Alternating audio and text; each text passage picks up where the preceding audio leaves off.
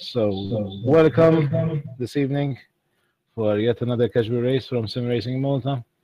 Today we have the Williams FW26 casual race from and at the Silverstone International Circuit. Together with us for today, we have also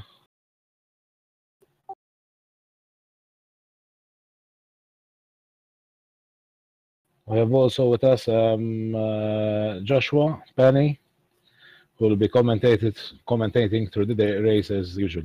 Next to me, I think you know his face also, Justin. Right now we have unofficial practice going on, and in like 2 minutes, we're gonna start. 1 minute, we're gonna start with the official practice.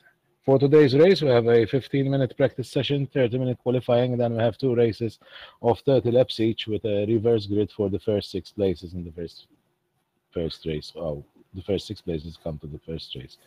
So on to you, Joshua, now to start, obviously, commentating this race of today. Yeah, hello everyone, and welcome to the Sim Racing Malta FW26, Williams FW26 casual race. Of course, the Williams FW26, the Williams car that they were using in the 2004 Formula One season, very famously holds the record for the fastest average speed around a single lap. That was set at Monza in 2004 by Juan Pablo Montoya. The other driver for the car was Ralf Schumacher. Won a couple of races, came second overall in the Constructors' Championship, and now we're racing it today with Sim Racing Malta at the Silverstone International Circuit. So the official practice time has now started.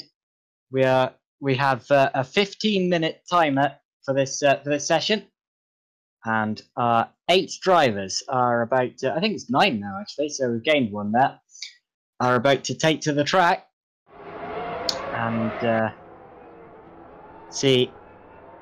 just get a feel for this track for the last time. It is 8 drivers we have here today, by the way. And the first driver on track is going to be Justin Barucki. Now, of course, we have previously done a Formula One race at Silverstone. That was a 1986 Formula One casual race at the Silverstone National Circuit. We had the 1986 Lotus back then, and that can still be found on YouTube and Facebook if you want to watch the footage from that. And the winner of that round was Josh Martin, who returns to us today in his Williams there.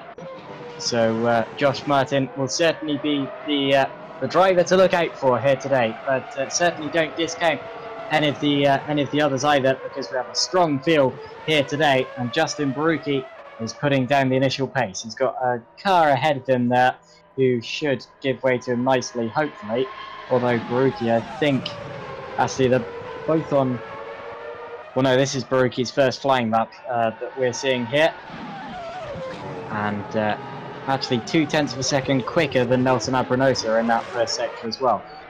So we'll see what he can do. Only 2 sectors being registered, actually. That's what confused me as to what sort of a lap he was on. And the initial pace is a 45.584 from Justin Barucki. So 45.584 is the initial pace, and that's immediately being bettered now by Leslie Oliphant, who set the quickest first sector of anyone on on this time around, and he goes to the top of the order now with a 45.456, so just over a 1/10 of a second quicker than Barucki. But on a track this small, 1/10 of a second is nothing to be sniffed at. Following Oliphant and Barucki is Nelson Abrinosa and Christian Barucki. Those are the 2 other drivers to a set lap so far. And also on the server, we have Alessandro Grech, Aaron Bartalo, Jamal Gandor, Gary Serafian, and Josh Martin, who I previously mentioned, as well as Liam Skerry, Clinton Falzon, and Daniel Streamer, who's only just joined in. So we do now have 9 drivers on this server, and Gary Serafian now puts his car to second in the order with a 0.45.523. Josh Martin, however, sets a 20 seconds dead in the first sector there, so surely it's not going to be long before people crack that 20-second barrier in the first sector, and he crosses the line to set a 45 1:39, which puts him to the top of the order for now. First place there, ahead of Leslie Oliphant by 0.3 of a second. Oh, Jamal Gandor just had to avoid a spinning car through the final corner there. That might hamper his lap a bit. Still moves up the order though to 5th position, so a new better lap for Jamal Gandor. And indeed, we have had the 20 seconds in the first sector barrier cracked by Josh Martin there. So Josh Martin gets through to the 19 seconds. Now he's crossing the line at the end of that lap to set a 44.893, which is over half a second quicker than anyone else so far, and that's a blistering lap, seeing as the track is less than 50 seconds long, meaning that, well, I tell you what, half a second is a pretty ridiculous margin there. And on most tracks, if you took most tracks' lengths, that would be about a second there. So an incredible lap from Josh Martin as he pulls back into the pit stop. Still more time to be gained from a lot of people. Whoa, big slide there from Gary Serafian. That's going to hamper that lap quite a lot there. Indeed, he's not going quicker on this lap. Looking through the order, no one really going quicker now. But remember, this is only a practice session. The official qualifying will start in about 10.5 minutes, and that is the session that really determines the time. Whoa, extremely quick first sector there coming in from Leslie Oliphant, a 19.7. Now let's watch him in the second sector. He's over half a second up on his best so far. This could be on for provisional first position. Through the club and Vale goes Leslie Oliphant. What's the lap? This is going to be a quick one. Indeed, it's a 1:44 or 0:44 rather, 0.679, which puts him 2 seconds, 0.2 of a second rather, not 2 seconds, but 0.2 of a second ahead of Josh Martin in second position. So a quick lap there from Leslie Oliphant to put him at the top of the order.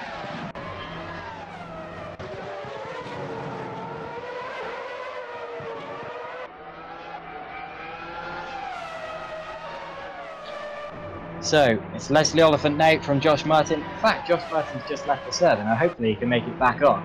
And that's not a major issue for Josh Martin. But at the minute, he isn't showing on the server, which is a little bit worrying.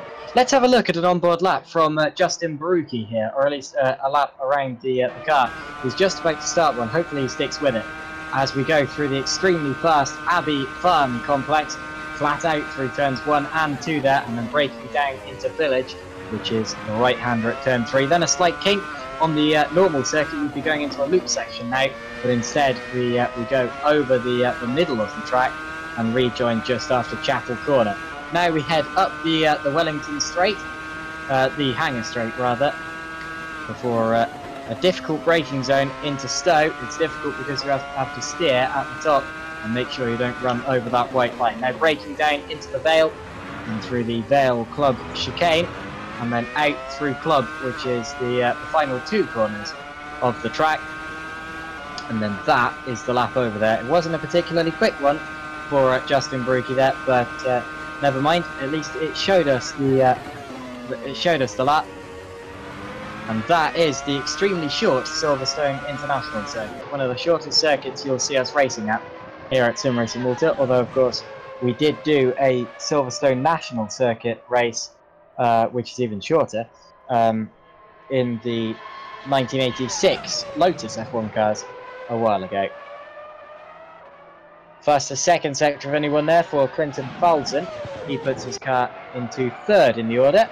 Still time to be gained though from Clinton Falson, as he has 0.3 of a second to gain in the first sector before he catches Josh Martin, who is currently 2nd in the order. As we see a big spin there, or I see a big spin for Gary Serafian. He ended up in the wall. Doesn't really matter though, seeing as you can keep trying.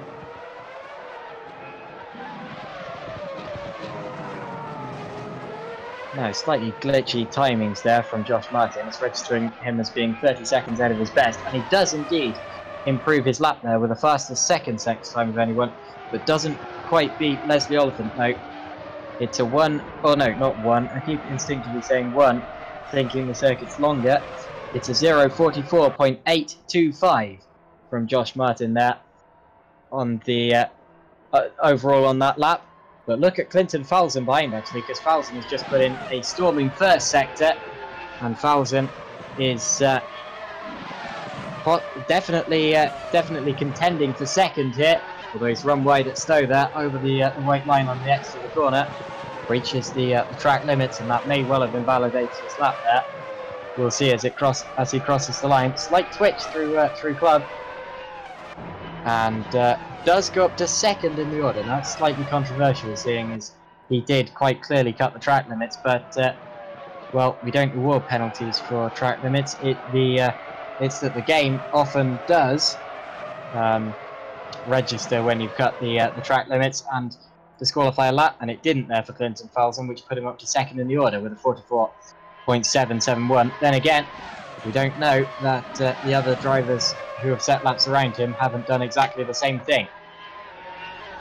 We hope they haven't, but they might well have done.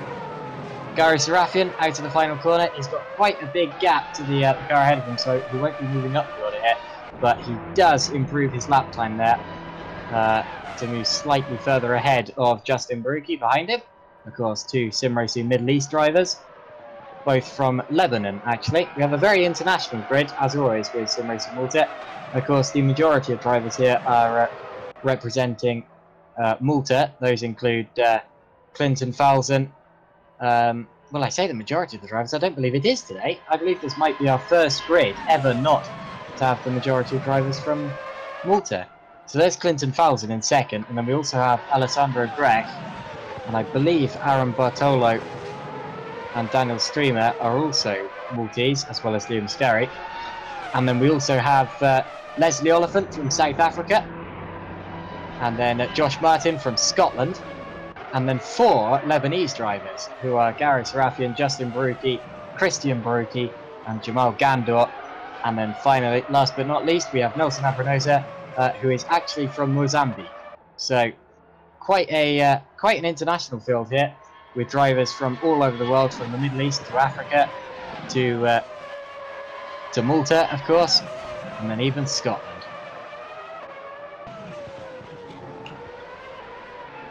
Oh, car parked across the middle of the track there at the top of Stoke. Hopefully no one loses a lap because of that, but anyway. So the order with 4 minutes to go in the practice session is Oliphant from Falzon, from Martin, then Serafian, Baruki, Abranosa, Grech, Gandor, Baruki, Bartolo. Although Bartolo still hasn't set a representative lap time yet, neither have Liam Skerry or Daniel Streamer, and I'm not entirely sure whether they're actually going to be racing. If they are, they've certainly joined quite late, and they haven't set laps yet.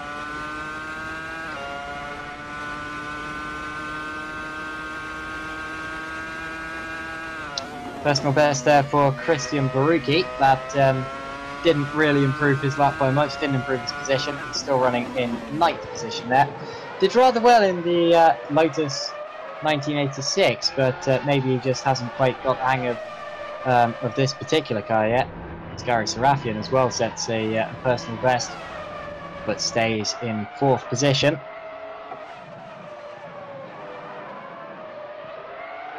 Of course, Christian Baruki still the last of the people who have set representative laps, although we're still waiting for a couple of drivers to actually set representative laps. Very, very quick first sector there for Leslie Oliphant, 19.6, but he's now having to back off. Yeah, Oliphant backs off through Stoke. So Oliphant could have gone a lot quicker with that lap, but had to back off for some reason. And exits back to the pits, but it does show that there's still more time to be gained from any of these drivers.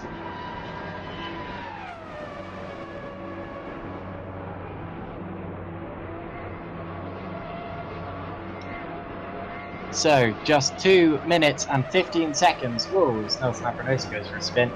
2 minutes and 15 seconds left in this practice session, and then we can switch to the start of the qualifying session. Good evening to everyone who is watching on Facebook and on YouTube. We are live on both. And good evening to everyone who is watching there.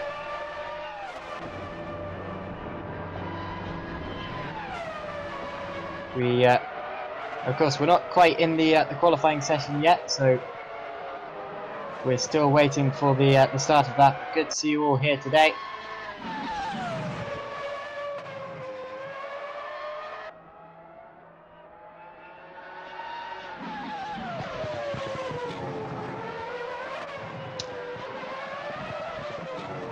So just 1 minute and 20 seconds now until the start of the official qualifying session. That's where things properly count.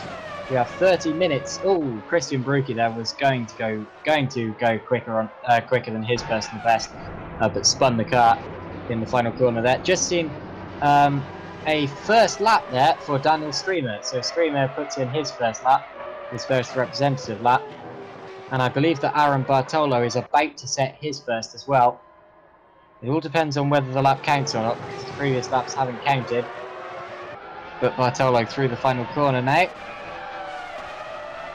That's well, it was officially a lap. He backed off to let a few people through there, so didn't go much faster. He's still a long way off the pace there, almost 10 seconds off. So that wasn't really a representative lap time there. So Aaron Bartolo there, still not yet setting a representative lap time. Very quick lap there for Josh Martin, putting him at the top of the order with a 44.590. That's the quickest lap we've seen yet, and fastest in Sector 2 of anyone as well. Still 2 tenths behind Leslie Oliphant in Sector 1, but in Sector 2 he dominates, and Josh Martin has this car hooked up now. He has it underneath him, and he knows what he's supposed to be doing with it, and he's going quicker again now in the first sector, but it's going to be a real race with Clinton Falzon, because Falzon and Martin both going quicker, although Martin has backed out of that lap. What about Falzon through the final 2 corners as the checkered flag shows? Falzon needs a good exit here. I don't think he's going to get a good enough exit. So indeed, he does not go quicker than his personal best there. And that means, as the checkered flag falls, that Josh Martin was first at the end of that practice session, followed by Leslie Oliphant, Clinton Falzon, Gary Serafian, Justin Brücke, Nelson Abranosa, Alessandro Grech, Jamal Gandor, Christian Brücke, Daniel Streamer, Aaron Bartolo, and then a driver who did not set a lap was Liam Scarry. So we now have about a 40-second break until the start of the official qualifying session. Watch out for the green flag at the end of the pits, and then we can get underway in this qualifying session. So we've seen quick laps in practice there from the top 3 guys. The top 3 guys separated by less than 2 tenths of a second. I think that this session is going to be between Martin, Oliphant and Falzon. Those seem to be the quickest drivers here today. So Martin, Oliphant and Falzon are the drivers we really should be watching for at the start here, but well, other drivers can spring surprises. We've seen that in the past. Right, the green flag is now showing, the green light is now showing at the end of the pit lane. No one in a real rush to get out of the pits yet. Who's going to be the first out? We have a 30-minute qualifying session now, so half an hour's worth of time to set some laps. And the first driver on track is one of our contenders. It's Leslie Oliphant. So Oliphant is going to be the driver who leads us around on this opening attempt. Although he pulls to the... well, he's weaving across the track there. And the reason these drivers weave is to generate heat in their tyres.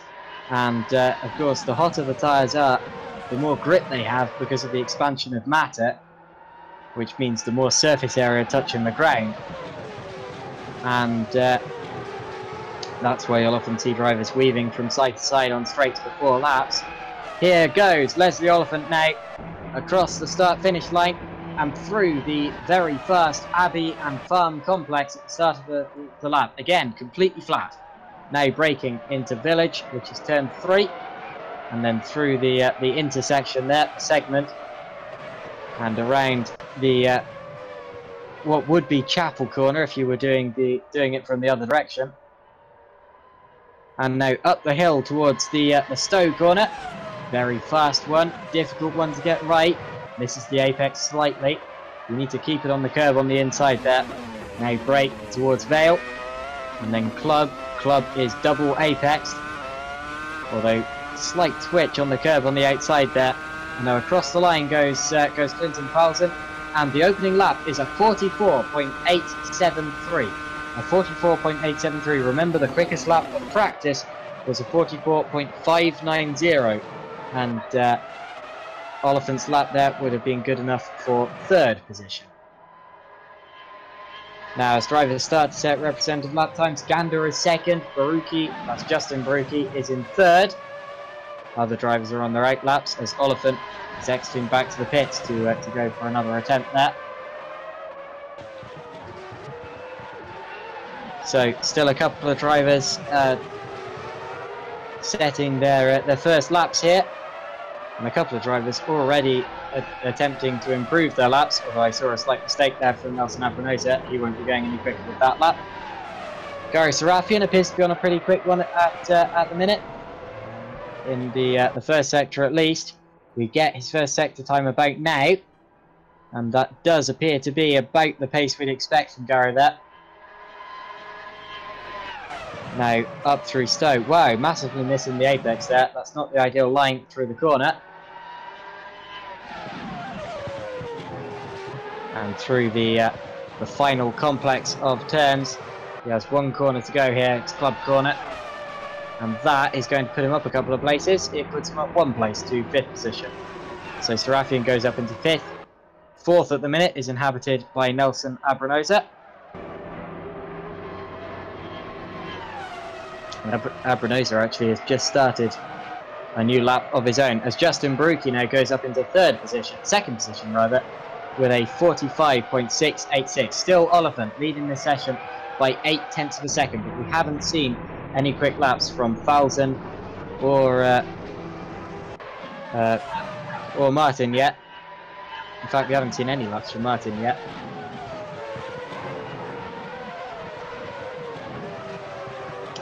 Big improvement about to come in from Gary Serafian, but I don't think he's going to jump up the order. No, he stays 6th with that as Clinton Falson puts his car to the top. So Clinton Falson goes first with a 44.701. Still time to be gained, even on his best. No, that is better than his best practice time there. So Clinton Falson pulls out a new dose of pace there and goes to the top of the order with a 44.701. That's over a 10th and a half with a second ahead of Leslie Oliphant in 2nd at the minute. Still no luck from Josh Martin though.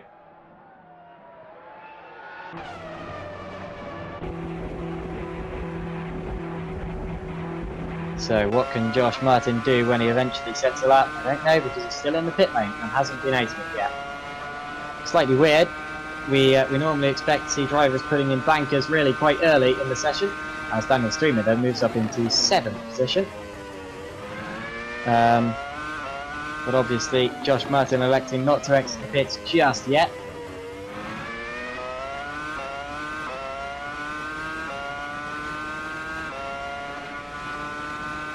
So those were the first 5 minutes of this qualifying session done already. And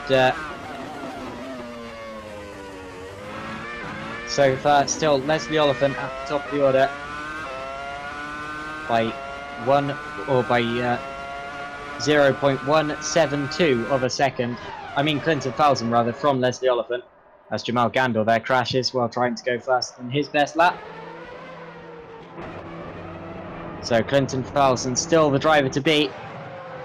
And Josh Martin still in the pit. Now that's a little bit worrying. Hopefully no serious issues. Of course he did leave the server in practice, but then he came back again in time for the qualifying.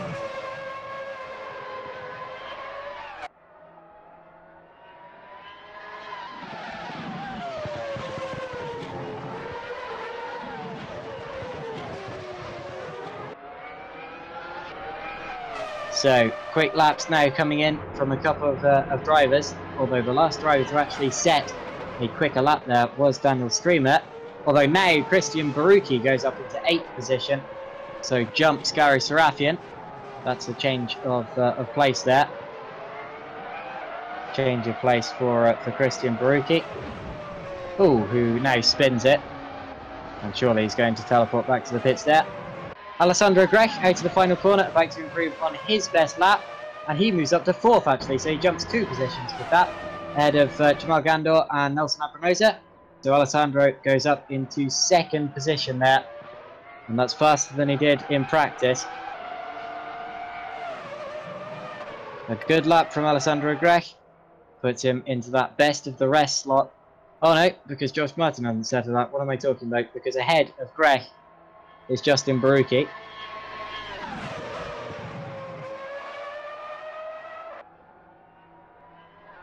And talking of Baruki, we also have Justin's brother here today, Christian Baruki. Christian, not quite as quick in this car as his brother Justin, but they've raced together in the past in the Formula 3 casual race, I believe, and also the Lotus 1986 race that we did also here at Silverstone, and did rather well in that. Didn't exactly have the results to back up his pace, but he did have a decent amount of pace. Well, he's just spun the car actually as I'm talking about it. Now, Clinton Falzon on a new lap. It's not been a great first sector so far. In fact, I don't think this is going to be a better lap unless he pulls out something in the second sector. But talking of pulling things out, quick first parts of the lap now from both Oliphant and Baruki. So the race is really on up front. I'm more interested in Oliphant there. But Oliphant losing a bit of time as he goes through Chapel. Still a lot quicker than Falzon's last lap. Falzon completes that lap without going any quicker. I don't think Oliphant's going to go any quicker here. He needs to really pull something out in the last 2 corners. Actually, he might well do so. It's all about the good exit here. Take a tight line. What's the lap? And it was not an improvement.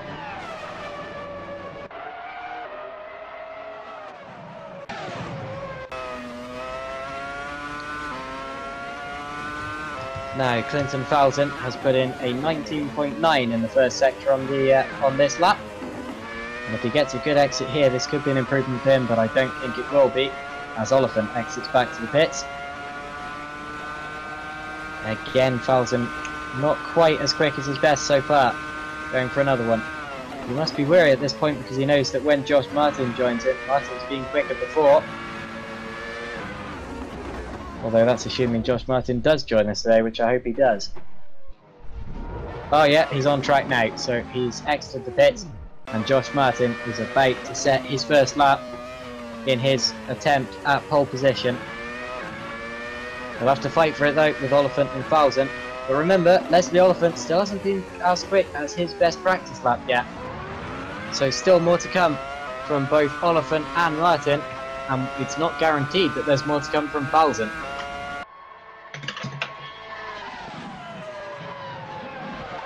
Now, what can Justin Baruki do? He's going quickly on the end of that first sector there. Baruki currently in 3rd, trying to extend his gap to Alessandro Grech behind him, and he's doing a good job of that so far. He doesn't really stand much of a chance of getting top 3 in qualifying here. There's a big gap from, well, in practice there was a big gap back from 3rd to 4th, and Baruki for now is 3rd with a 45.449, so a decent lap there from Justin Baruki. Puts him about 0.2 of a second ahead of Alessandro Grech there. Now, Josh Martin on his first flying lap. Josh Martin through the second sector now. He's coming up to the final chicane. This is going to be his first flying lap. And where does the opening pace put Josh Martin here? He was top of the practice session. He won the last Formula 1 casual race we did. And across the line he goes. It's 3rd for now. A 45.158. We've seen him going about half a second, 0.6 of a second quicker than that. So still more time to be gained from Josh Martin. And I want to keep watching him there, actually, because I believe he's going to do it immediately, unless he gets held up. He does. He gets hit by a spinning, another spinning Williams there. Didn't see who that was, but well, that's that lap done for Josh Martin. However, the good news for him is that this is a very short track, so you get many opportunities.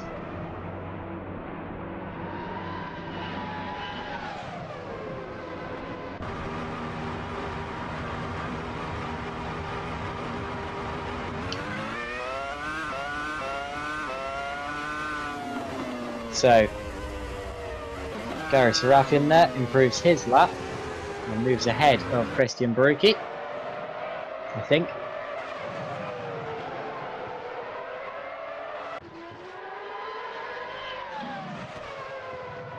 Still though, it's Clinton Falzon at the top of the order from Leslie Oliphant, but Oliphant is challenging again, as Falzon actually puts in a faster Sector 2 time of anyone there, but that was on a lap that wasn't looking anywhere near to being his best.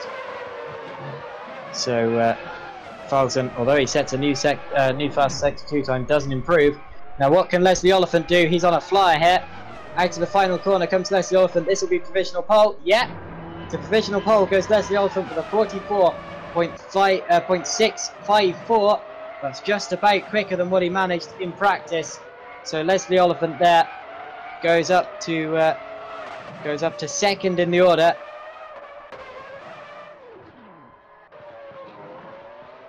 As Clinton Falzon attempts to set another lap there, he's only 7 thousandths off his best.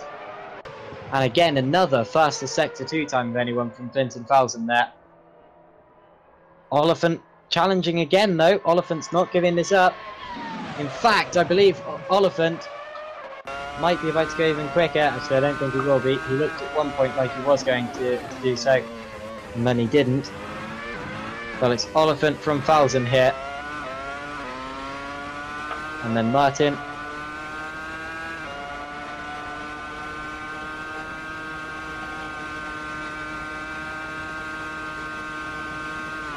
This is a completely irrelevant thing to say, seeing as it doesn't count at all. But if practice counted as a qualifying session, then Josh Martin would have qualified on pole position even now, seeing as no one has been able to go as fast as the lap he set in practice. And now Martin, I expect, is about to try to show us how he did it, because he's going quickly again. So Martin through the final chicane now. He's on the fringe between being 1 and 2 tenths up. Actually loses a little bit of time through that corner. In fact, after all of that, it wasn't even an improvement. So still a lot more to come from Martin. And it might happen on this lap actually, if he was just building up to this lap. So Martin starts a new one. Down the hanger straight we go. He's already about 2 tenths of a second up. That's a faster first sector than he set last time around. So Martin launching a proper attempt here. Still needs to pull about 2 tenths of a second if he's going to set pole. Oh, that was lovely. That line through the chicane there. Well, it was a good entrance, not such a good exit. And as he crosses the line, he does improve, but doesn't improve his position. So still third. That was a 44.867, and still over a tenth of a second to go before he passes Falzon. This isn't like Josh Martin to take this long to get his lap sorted.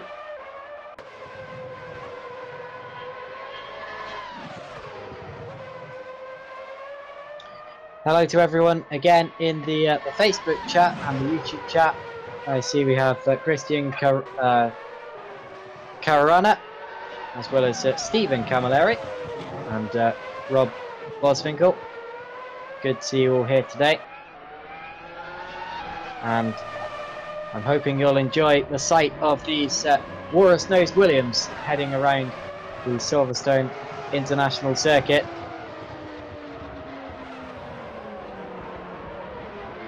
This of course is the fastest you'll see them all race weekend in qualifying trim, and being pushed to the absolute maximum by drivers who know that if they don't push, they don't set the first laps.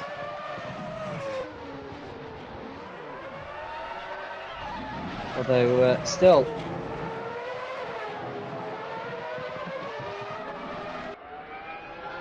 the fastest lap in this session, not quite as quick as the fastest lap that we saw in practice. Josh Martin there, almost setting another quicker lap, new personal best, but he didn't quite manage it. He was close, but it wasn't quite there. I'm interested in a lap here by Gary Sarafian. This looks like he's going to jump about 2 places. Yeah, it jumped 2 places, so he was 8th, and now he's jumped both Alessandro Grech and Nelson Apronosa to go up into 6th position there. So a good lap from Gary Sarafian, put him up into 6th position. Now he's not that far behind Justin Baruki and Jamal Gandor, so can he improve again and get ahead of his 2 Lebanese opponents?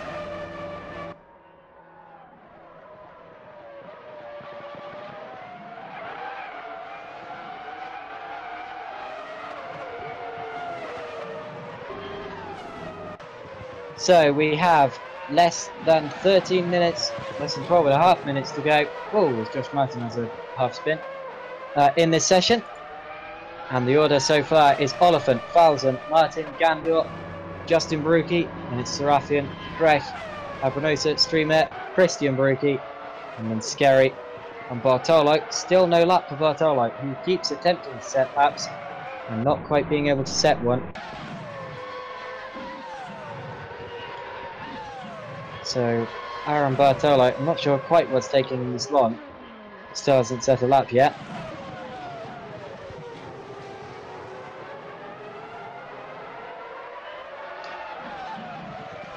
New personal best there for Christian Baruki, but Baruki still about 2 tenths, well, about 1.5 tenths of a second behind Daniel Streamer.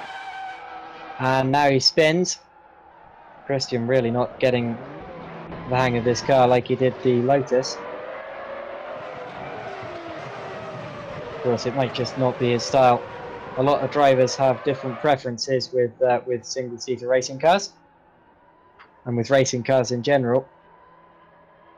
I'm always the sort of person who much prefers classics to modern cars when I race myself, but it's all down to preference and driving style.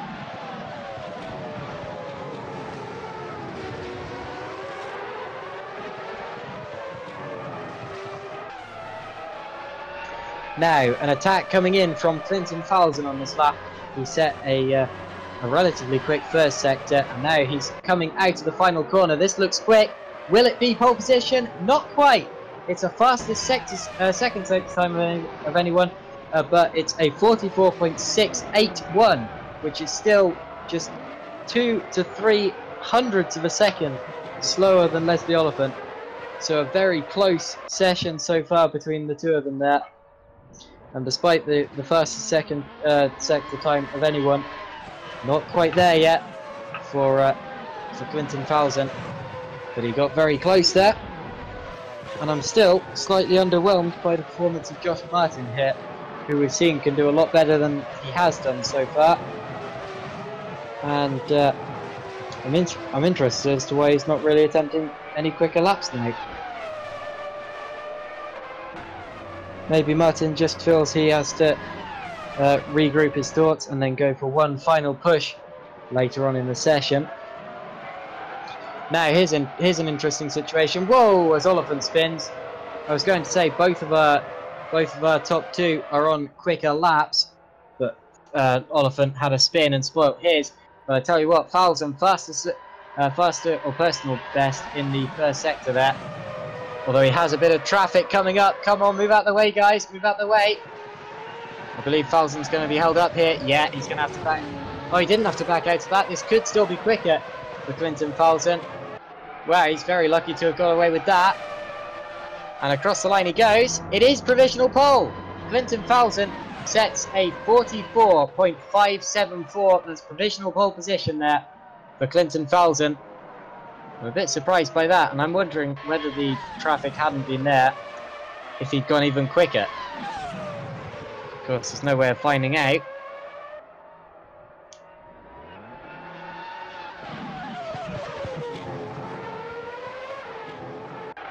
Now, what can Josh Martin do? He's going on to another lap here. And again, already being held up by a backmarker there. So that's that.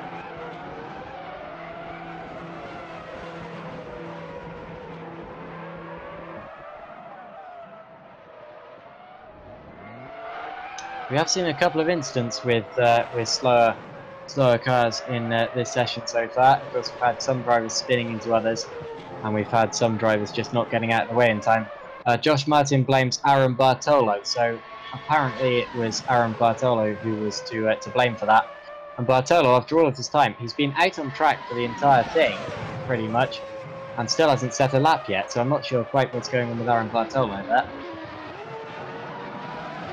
Oh, there's another spin there, which has just caught out Justin Baruki. Baruki could have gone quicker on that lap, and now he's been collected as well by another car behind him. So a couple of incidents still going on there. A difficulty with this race is that everyone has the same livery, which is going to be difficult to commentate on, because it's always hard to see quite who's being involved in incidents. There's a spin for Leslie Oliphant.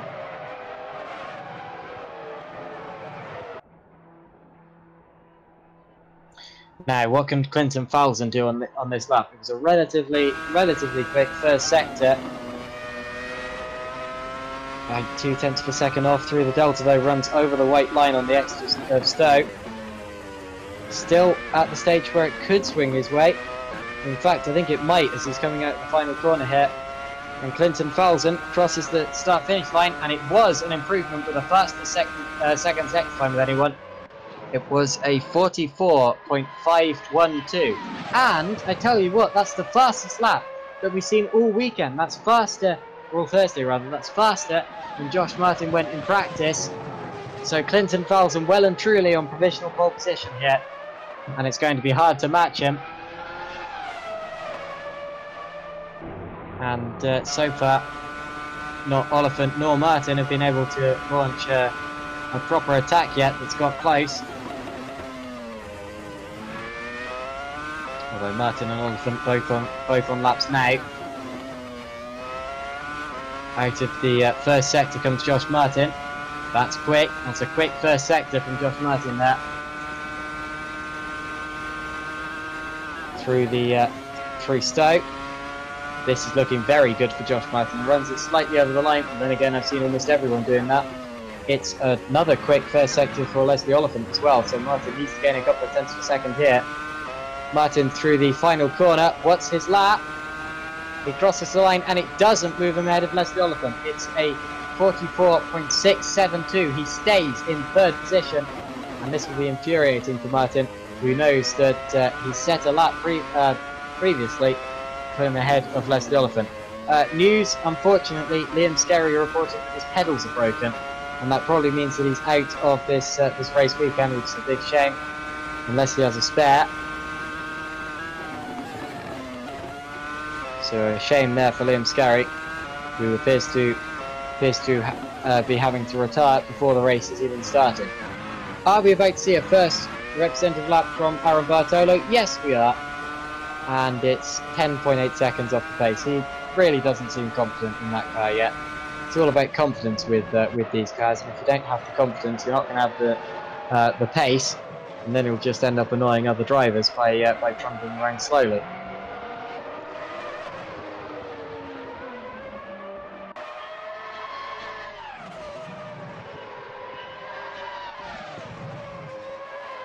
Out to the final corner goes Gary Serafian, runs over the white line and improves his lap but really not by much. Now less than 4.5 minutes to go in this session. Not long to go in qualifying now, and the order is Falzon from Oliphant from Martin, then Gandor, Baruki, Serafian, Grech, Abranosa, Christian Baruki, then Streamer, Gary and Bartolo. And Skerry is going back out onto the track now, so obviously his pedals aren't broken. And maybe he can still race here. Ooh, well I was going to say quick middle sector, or, well there isn't a middle sector because there are only two sectors, but quick first sector from Alessandro Grech until he went off at Stowe and into the gravel. So no improvement there for Greg, which is a shame because that would have moved him up possibly 2 or 3 places. Could have put him to 4th. Now, what can Leslie Oliphant do on this lap? He started another. It's been an okay first sector so far. Out of Chapel he goes, runs it, onto the grass. That's going to affect his momentum. Still a pretty quick first sector there, 19.8. Through the Stowe complex. That trip into the grass affected him surprisingly little there. I thought that would affect his lap time a lot more. But he's still, well, I was going to say he could still go quicker with this, but had a slight twitch mid-corner and didn't improve. So, just 2.5 minutes to go now. Not many drivers could still improve their laps. Josh Martin just starting another one. He was only just slower than his best on the last lap. And he will be hoping at least for 2nd here. Although I'm sure Martin knows he has the pace for pole. He just hasn't been able to use it in this qualifying session for some reason. Some of that reason will be through backlog of traffic getting in the way. The rest of that reason will simply be because he didn't get it wrapped up. But going for it again, as the top 3 drivers all are at the minute, it might be a real shootout at the end of the session here. Across the line goes Josh Martin. That's going to be quicker. It moves him up to 2nd. It's a 44.595. That's only 5 thousandths of a second slower than he went in practice, and that moves him up to 2nd, ahead of Leslie Oliphant, who's in the pits. Now Oliphant needs to get out now. He is exiting the pits as Falzon goes for a half spin. So Oliphant is going for another attempt, but then again, so is Josh Martin, who sets the fastest first sector time of anyone. Martin is on it here with a 19.6 in the first sector. That's an amazing performance. Now Martin's dragging it together. He's got 1 chicane to go. Now, is his 2nd sector time good enough? His first sector time we saw was. The 2nd sector time I think will be. He crosses the line. It's not quicker. Well, it is. It's quicker, but it's not provisional pole. It's a 44.540, and he needs to get out or into the pits and out now if he's going to have another swipe, and he does exit the pits. Hopefully he can get round in time. I'm interested in this. Falzon's lap is not going well so far. He's going to have one more chance here.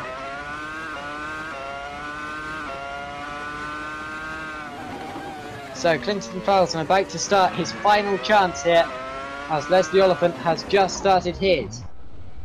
What can Oliphant do? What can Falzon do? What can Martin do?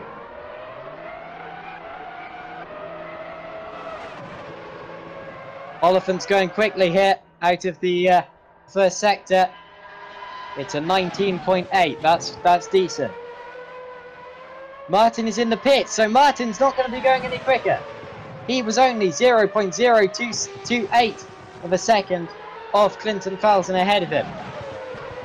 What can Oliphant do? This is his last chance. Out to the final corner. It's been a great lap. Is this going to be provisional pole for Leslie Oliphant? He crosses the line. No, it's not even 2nd.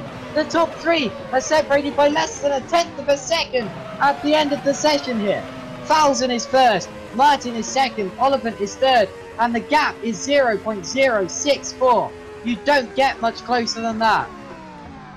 Jamal Gandor is 4th, followed by Justin Baruki, Daniel Streamer, Gary Serapian, Alessandro Grech, Nelson Abranosa, Christian Baruki, Liam Skerry, and Aaron Bartolo. What a tense end to that session there, with the 3 top drivers really going for that win, and Clinton Falzon coming out on top. Yeah, it was a great qualifying session here.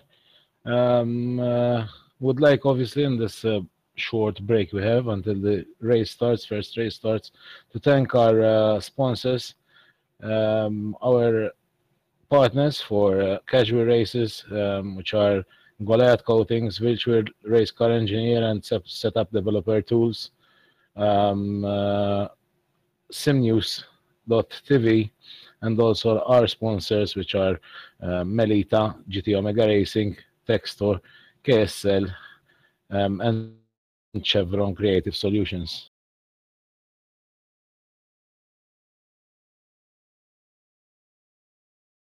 So we now have a 2-minute countdown until the start of the race. I'm going to very quickly dash off and get myself a drink, and then I'll dash straight back and commentate the start. So see you in about a minute and a half.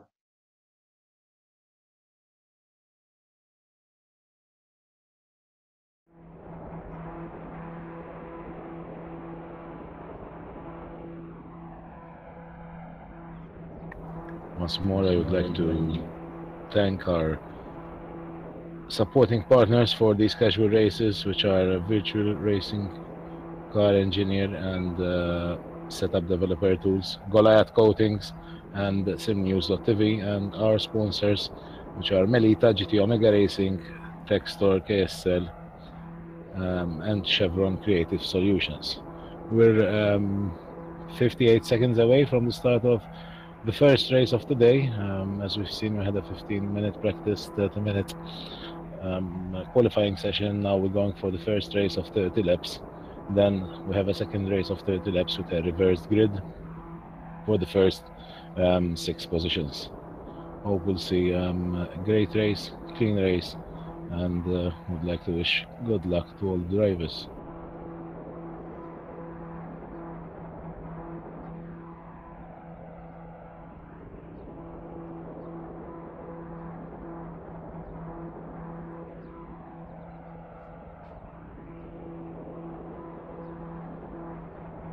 So we have 13 seconds now until the start of race 1 here at Silverstone International Circuit. I made it back just in time. Watch for the lighting sequence. We have 6 lights and go! Away we go for the start of the casual race. It's Clinton Falzon leading away at the front of the field. Does he get into turn 1 first? Yes, he does. Clinton Falzon leads us round from Josh Martin. Oh, Leslie Oliphant spinning across the gravel. Now, I didn't see how that happened, but Leslie Oliphant has spun across the gravel trap, and that is going to severely hamper his chances of a race win today. Now, who's that going for a spin? Someone else has gone. It's Justin Baruki from 5th. So, drama at the start here as several drivers, or two of the top drivers there, go spinning off and losing out. And Leslie Oliphant is now last from 3rd on the grid. I didn't see how that happened, but unfortunately it did.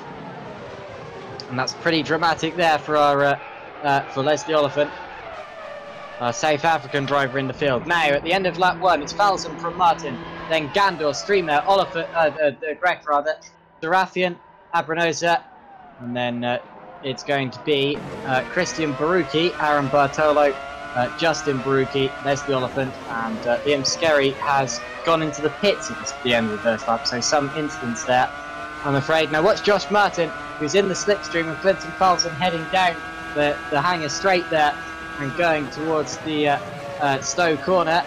That looked like it could have been an opportunity, but he was too far back.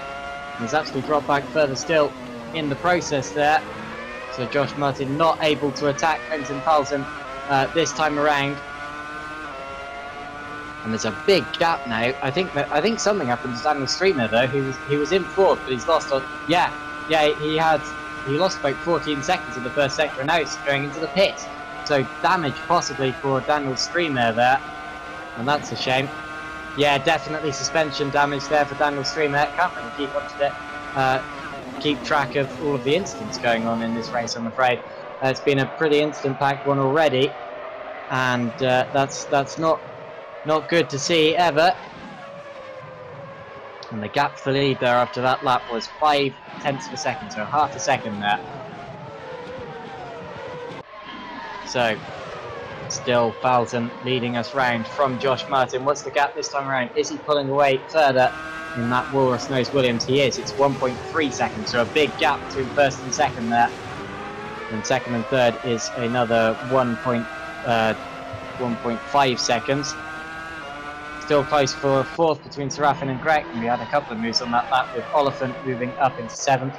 Baruki moving up into 8th of Nelson Abranosa. In fact, Abranosa is moving slowly down the straight. Whoa, very nearly got hit by another car going through there. So a bit of a shuffled order here at the start, with Oliphant having to work his way through from the back, and that's a pretty treacherous situation. Especially seeing as we don't know what kind of damage he has, if he has any. We'll have actually some reviews to do for the first couple of corners to see exactly what was the accident for Leslie Oliphant and obviously the other cars involved. Oliphant has now found himself on the back of Justin Baruki, but he made a mistake there through turn 1. Bounced over the curb slightly on the exit, and he's had to drop back slightly now from Justin Baruki. These two, of course, are the drivers who went off on the first lap, actually. So these two, both on recovery drives, but Oliphant now on the back of Justin Baruki's car as we go up towards Stowe. And, well, I believe we've lost Nelson Abranosa. Yeah, he's in the pits now. So Abranosa and Streamer, both in the pits on that lap, have definitely been some incidents in this race so far. That means we only really have 9 cars in the competitive order at the minute.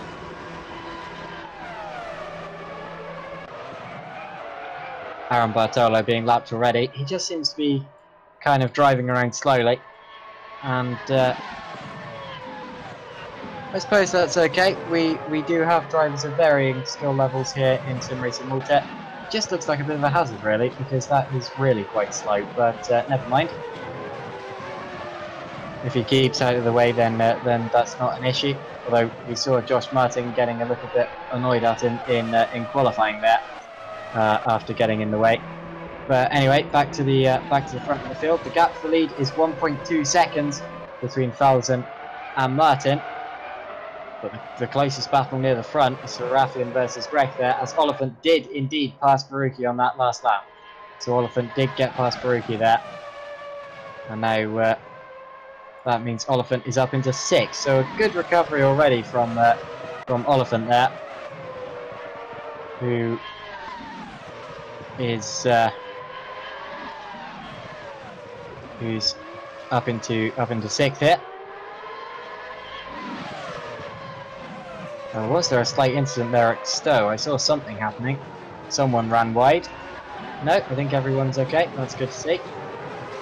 Thought there might have been a slight incident at Stowe. Whoa, actually, there might have been. Clinton Falzon's dropped about a second there to Josh Martin, so maybe Falzon was involved in something, because he's now dropped a long way back to Josh Martin here.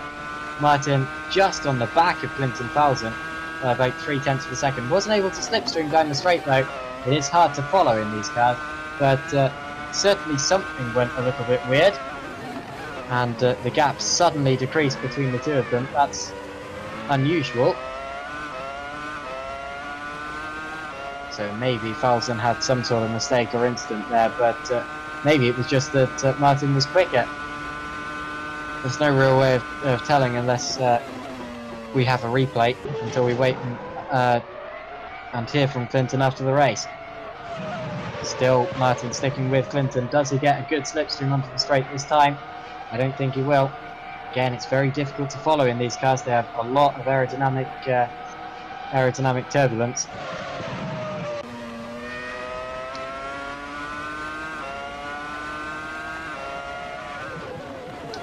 Now into the Vale chicane. They're just passing a back marker there, and actually that he got between the two of them. Whoa! Not getting out of the way there. Who's that? Someone really refusing to get out of the way. And that was Liam Scarry. So a bit of a scary moment there, I suppose you could say, for Josh Martin, who struggled to get past the back marker, and Scarry wasn't doing him any favours. And I can imagine that Martin will be a little bit annoyed about that there. Still within a second of Clinton Falzon across the line, but lost about 0.6 of a second in all of that, as Martin had to back off, with Scarry slotting in between them. Really, as a back marker, if you let one person through and there's a chain of 2, you really need to let them both through at once. It's not one after the other. Tell you what though, again, Martin is clinging to the back of Falzen's car, actually catching him on that lap as well. So Martin really not letting Falzen go. He's going to be there if Falzen makes a mistake, although I think I saw a slight twitch there for Josh Martin.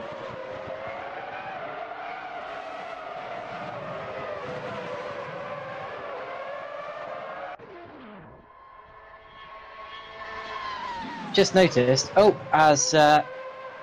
was that? I believe it was Gary Serafian getting past Leslie Oliphant, I think. So maybe Oliphant got past Serafian and then they swapped again. And now Serafian runs very, very wide through Chapel there. And Oliphant gets back through into 4th position. So Oliphant up into 4th position there on his recovery drive. This has been a very good recovery drive, and he only needs to gain 1 more position before he gets back up to his to his previous or to his starting position. Although he does have a big gap to the guys he thought he was going to be fighting in this race, Martin and Falzen. It's been a big shame because I was looking forward to seeing a 3-way race for the lead, but Oliphant was pitched off into a spin at the start through an incident that I didn't really see clearly. Might have a look back at the start on the YouTube stream to see if we caught anything, but nothing that I saw, unfortunately.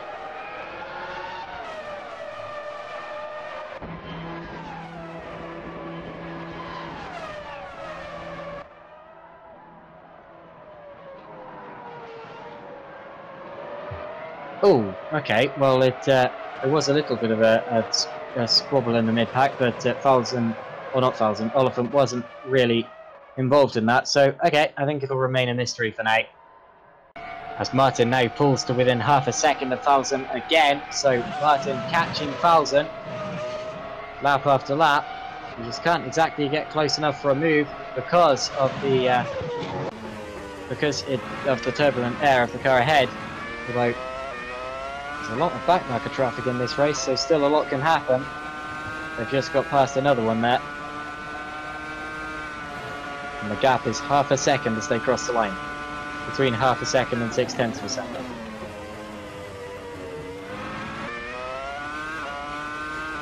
So Martin really sticking with Clinton Falzen at the front of the field here. They're lapping in formation. Now this is a race where Josh Martin, I'm sure, would really be wishing that there was a mandatory pit stop, because then he could possibly jump Clinton Falzen with the pit strategy. But for now, he's going to have to pass him on track, and he knows his only real chance of that might be to wait for Falzen to make a mistake, or force Falzen to make a mistake by just applying constant pressure to Falzen. And that's the tactic that he's going for so far. That's all you can do sometimes, and that's all Martin can do at the minute as they get past another slower car.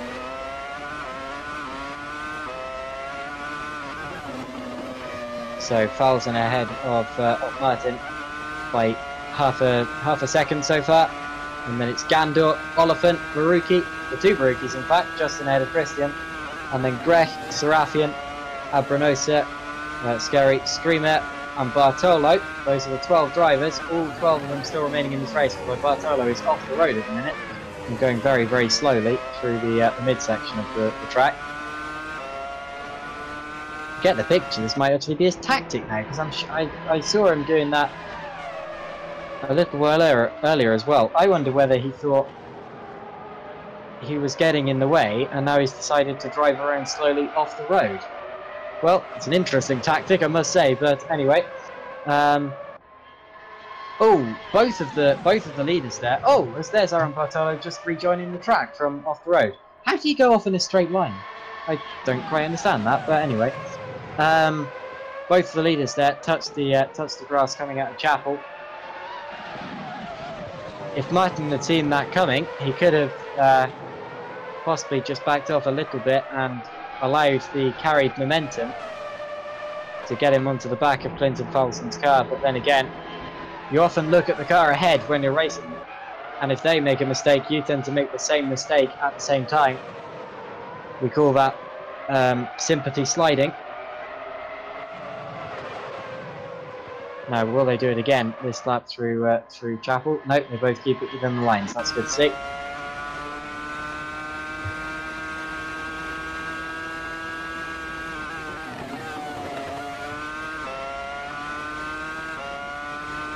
Meanwhile, Aaron Bartolo has returned to the pits, so there must have been some severe damage on that car there, which is probably why he was driving around off the road and why he was able to go off in a straight line. So some very severe damage there for Aaron Bartolo, and well, I expect anyway. And he's now repairing that in the pit lane.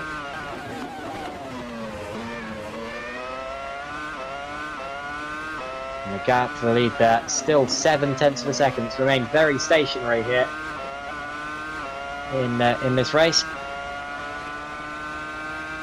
But now Martin gets the slipstream from Falzen ahead, and he has done on several occasions, just hasn't been able to get close enough down that straight. This, another story, just the same there. Still behind Clinton Falzen, but he's really hassling him, as he has been for the entire time. Along the international pit straight we go. The gap is 0.4 of a second, almost exactly there.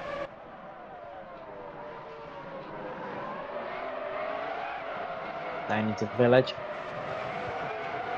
Gary Serafian has just done a very impressive thing and started typing during the race in the chat there, saying come on too slow on the racing line. Now, I'm not sure who they're referring to.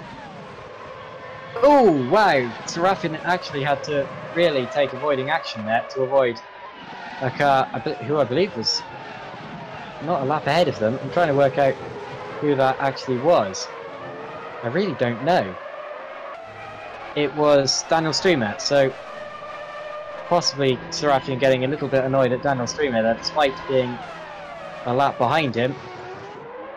You have a right to overtake a car a lap ahead of you if you think you're faster. But Serafian had to take avoiding action there up towards Stoke.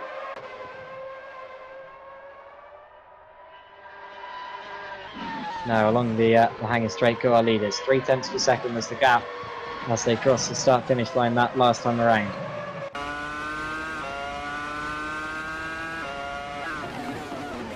Towards the Verlin Club chicane. Another bit of backmarker traffic coming up there. Just ahead of them.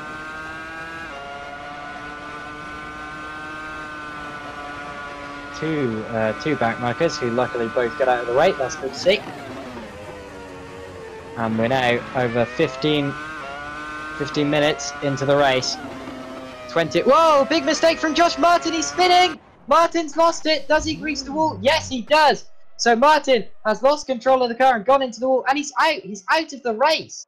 So Josh Martin, something dramatic happened there, and he's well, he either lost the engine or something, but Josh Martin has gone out of the race, and that's a bit of a waste there, because if he could have continued, and I'm not sure what the damage was, but if he could have continued, he could have salvaged the result there.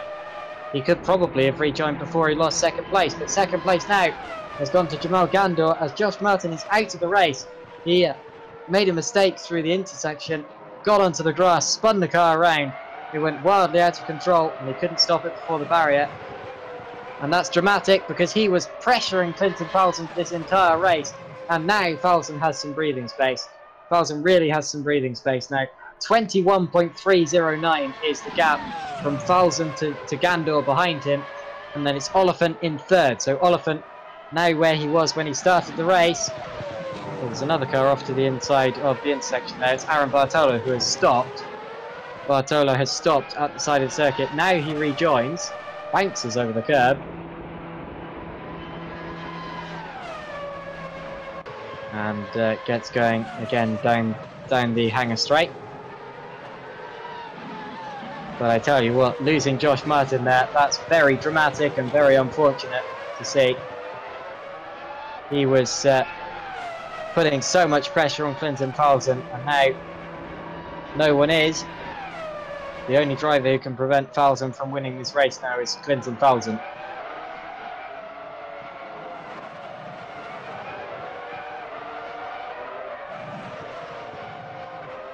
So Falzen going through the Going through the middle or the end part of the lap now. It's a long way ahead of anyone else. Let's see what the gap is this time around. In terms of the fastest lap of the race, that award is currently held by Clinton Falzon. So Falzon, the quickest driver of all so far. Oh, struggling a bit to get past the back marker there, but gets past him cleanly now. And the gap is 22.5 seconds. That's a bit big. Then we have Gandor and Oliphant. I believe Oliphant is catching Gandor here, slowly but surely. And that will be for second position if the move is pulled.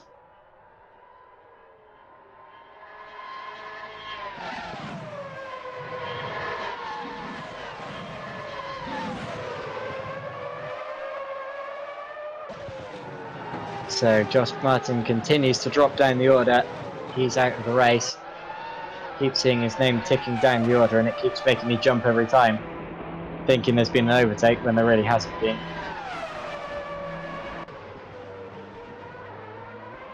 Indeed, the gap is coming down quite drastically here between Gandor and Oliphant. Came down by almost a second on that lap there. And is that Gandor going wide? No, it wasn't. That was a back marker. So, Oliphant catching Gandor for second place.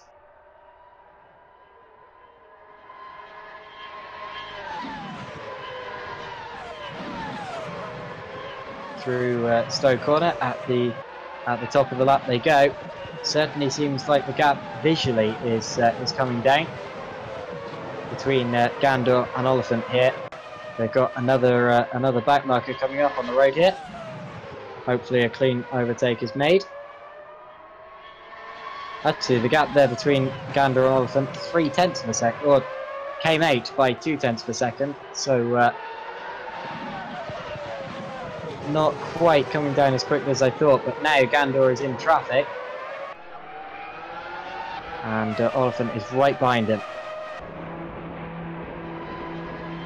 4 laps remaining in this race now. We're getting close to the end, because we have very short laps here of just 45 to 46 seconds from the top guys. So we're getting very close to the end of this race. Not many more chances for Oliphant to pass Gandor. He needs to really stick with him, and that's difficult when you have backmarker traffic, but that's not a backmarker, that is Jamal Gandor, just ahead of Leslie Oliphant here.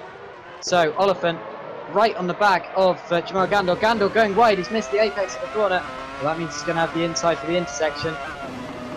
Now, can Oliphant slipstream Gandor? Well, he's made a slight mistake there, almost run onto the grass. He needed to take a much tighter line there if he wanted to get a better exit than Gandor.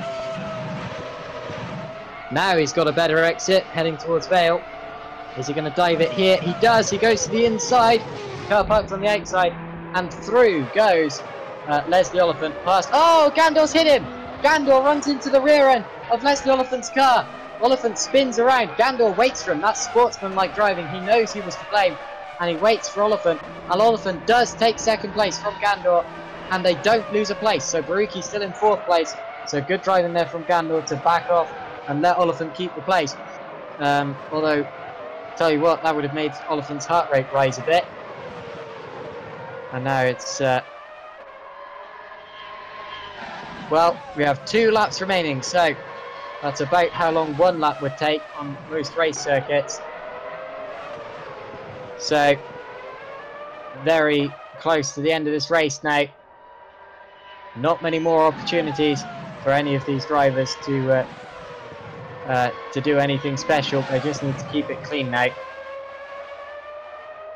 The driver who was stopped, by the way, I think was Aaron Bartolo for about the 50th time.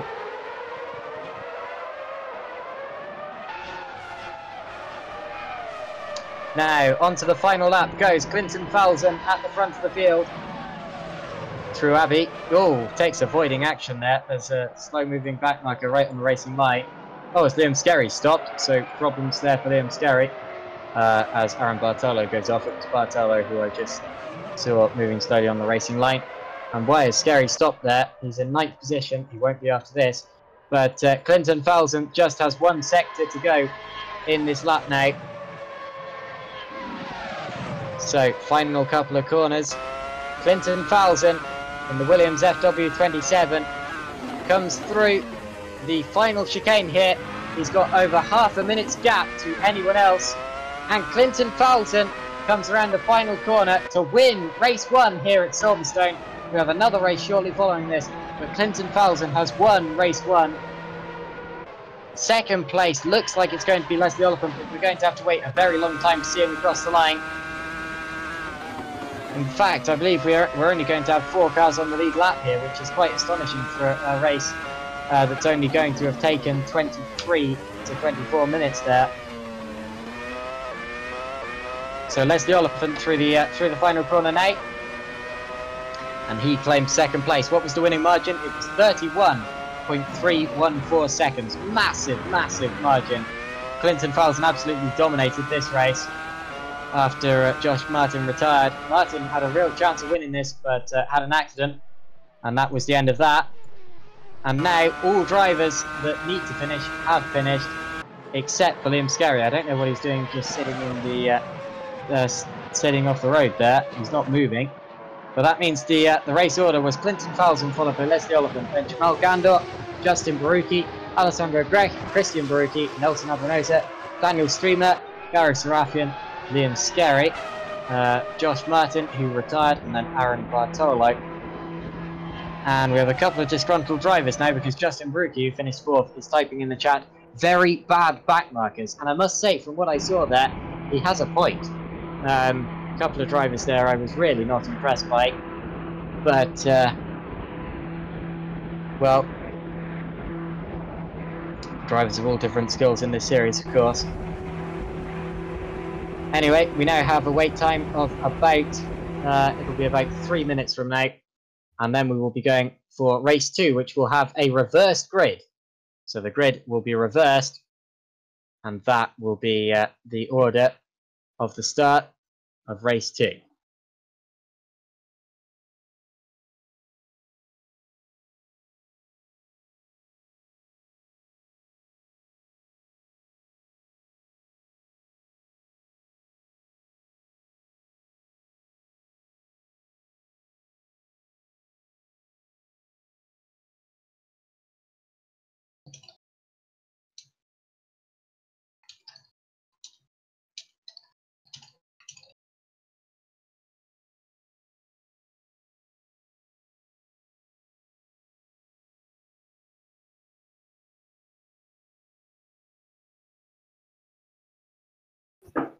So we are like 2 minutes away, from the start of the second race.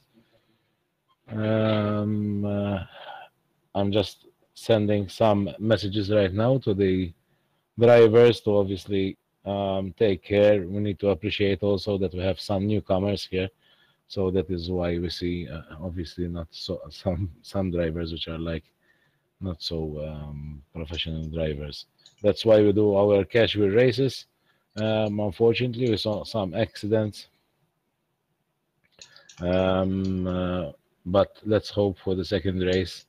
And obviously, we always wish luck to newcomers, which use also casual races to get more experience with experienced drivers.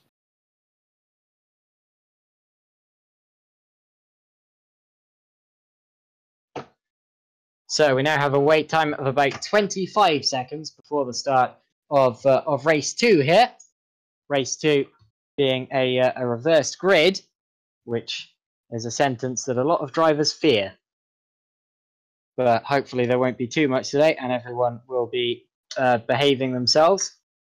Not quite encouraged by or insured by what I saw in race 1 there, but we'll see. We can always hope. So we just need to restart the server now, and then race 2 will be able to start. It's all about back markers in the chat here. Everyone is complaining about the back markers.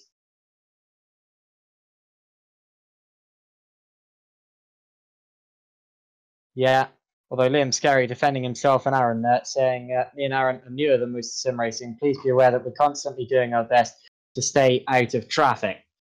And of course, it's perfectly allowed for new drivers to join this series and use it as a training ground. The problem is that with a track this small and with a car this fast, it means that you do tend to come up on backmarkers quite a lot.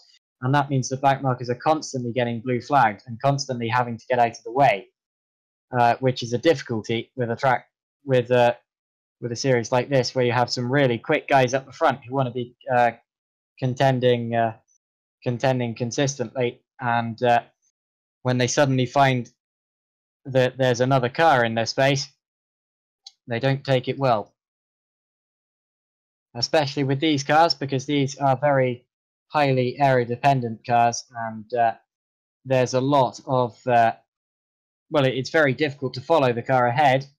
So if you get more turbulent air being kicked up by a slower car, they want that slower car to get off the line as quickly as possible.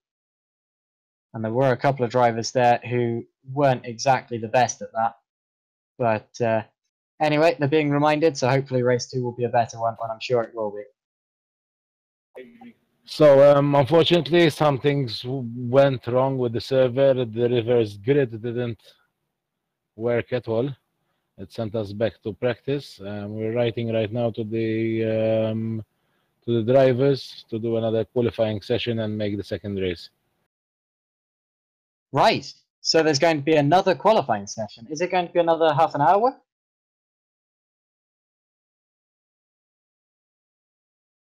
Yes, it needs to take a little bit of time just to restart the server with a 15-minute qualifying session, so that it'll be a shorter qualifying session and we have another 30-lap race. Now, this has never happened before at Sim Racing Malta, so there's going to be a 15-minute qualifying session. A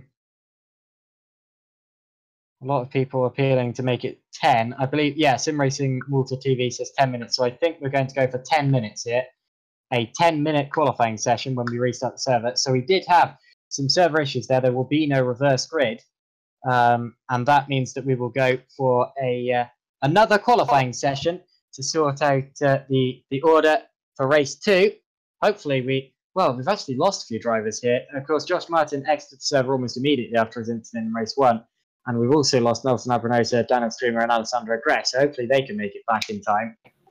And Liam Scarry as well. So we're going for a short commercial break, and we'll be back with you shortly.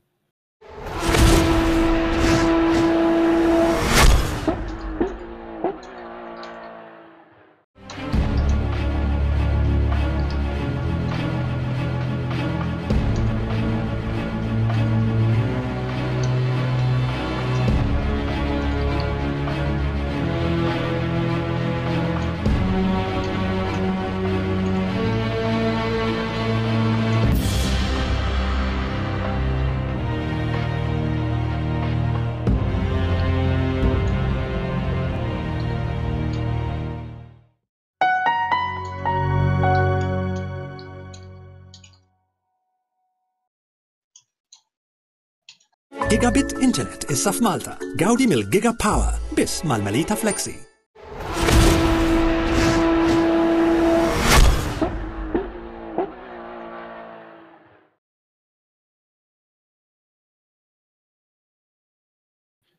So we're back. We're going live with the second qualifying session and race. Unfortunately, something went wrong with the server, so it didn't take the reverse grid. So we're going now for the second qualifying session. It should be a 15-minute qualifying session, and 10-minute qualifying session, and then on to the second race. So, going for a second qualifying session for the first time in Sim Racing Malta history. We've never had to do this before, but the server did not take our live timing, or our reverse grid rather. So we couldn't do that. But now we're going for another qualifying session. Now, why am I the only person in the server? Do I have to rejoin? Yep, that's right. You need Okay. to- So that was an interesting race. Of course, it looked like it was going to be a close battle between Josh Martin and Clinton Falzon, and for a long time it was, until Martin crashed out, and then from then on there was absolutely no one who could touch Clinton Falzon. So he went on to absolutely dominate the race.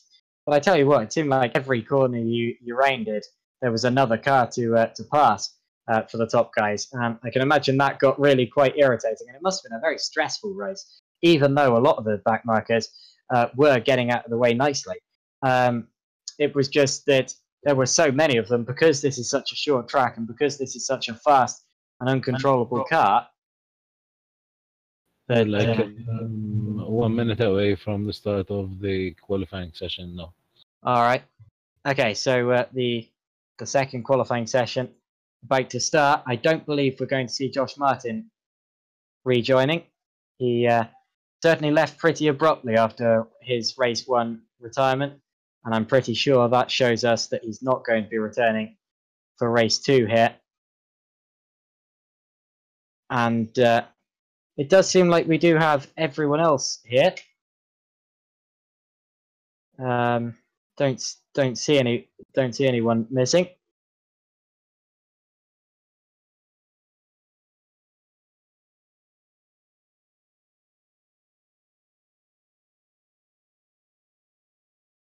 So a 10-minute qualifying session is starting now. Who's going to be the first out onto the track for this 10-minute qualifying session? This is an official session, and I certainly wasn't expecting to be commentating on this at this time earlier on. And first onto the track is going to be Leslie Oliphant. So Oliphant is the first driver out,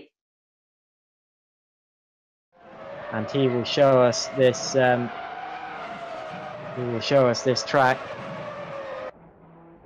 for the second time. Just going up towards the Stowe corner here. Weaving to generate heat in his tyres again. Of course, the difficulty with a 10-minute qualifying session is you get less chance to put in a lap that you're happy with. Of course, with a 30-minute session, you're almost guaranteed to do the quickest you can realistically do in that time, because you have all of that time to do it in. But with a 10-minute session, it really counts. Maybe less so with a track like this than with a longer circuit, but still, you don't want to throw away too many laps here. Now let's watch Oliphant as he goes around the circuit for his first timed lap. This is going to be the first timed lap of any driver in this session. It's a quick first sector, a 19.8. The quickest we saw in the first qualifying session was a 19.6 from Leslie Oliphant. Now braking into the Bell and Club chicane. What's his second sector time going to be? What's his overall time going to be? And across the line, the first time of the session is a 44.699. That's a quick lap. A very quick lap there from Leslie Oliphant. Second across the line was Gary Serafian with a 45.447. And then the third representative lap is a 46.782 from Nelson Abranosa. Oh, big crash there. Leslie Oliphant was involved, as well as Gary Serafian, who goes tumbling over and over and over. And there was another car involved in that as well, so oops. Luckily you do get another retry in qualifying. You get to go back to the pits and try again. It's not that you're out when you have an accident like that, so you get to go again. Although I tell you what, you certainly don't want to find yourself in a position where you expect to go for another lap and then suddenly you're upside down. It's always a bit annoying. Let's put it that way.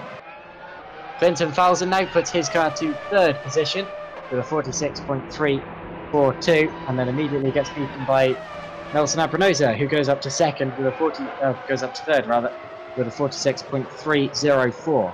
So we're expecting more from Falzon there, who was right up there on pole position in race 1.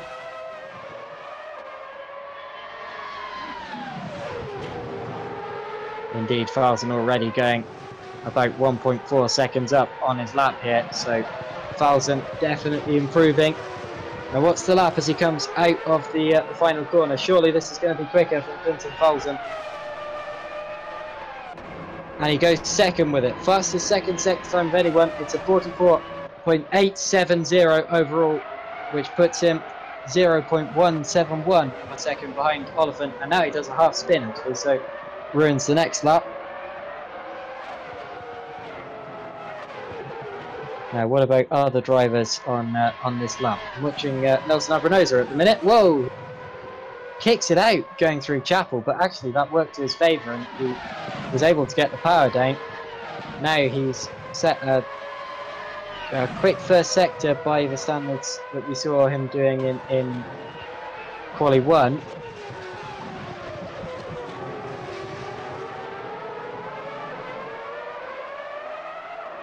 So through the final corner goes Nelson Abranosa. He's got slipstream from the car in front, and that doesn't quite move him up to third, but it does make him, or does let him improve on his lap. So moves slightly further away from Justin Baruki behind him. Still a big gap to Gareth Serafian ahead of him though. Now Leslie Oliphant already attempting another challenge for this pole position. He's already on the provisional pole, but he wants to go even faster to move away from Clinton Falzen. It's not as quick as we've seen either of them going. And out of the final corner, Oliphant sets the fastest second sector of anyone and goes fastest overall with a 44.627. So, after 5 minutes of qualifying and half of this session done, it's Leslie Oliphant from Clinton Falzen and Gary Serafian, Nelson Abranosa, Justin Baruki, Alessandro Grech, Daniel Streamer, Liam Skerry, Aaron Bartolo, and then we haven't seen laps yet from Jamal Gandor or Christian Baruki. In fact, Christian Baruki's not actually on the server, so hopefully he can rejoin.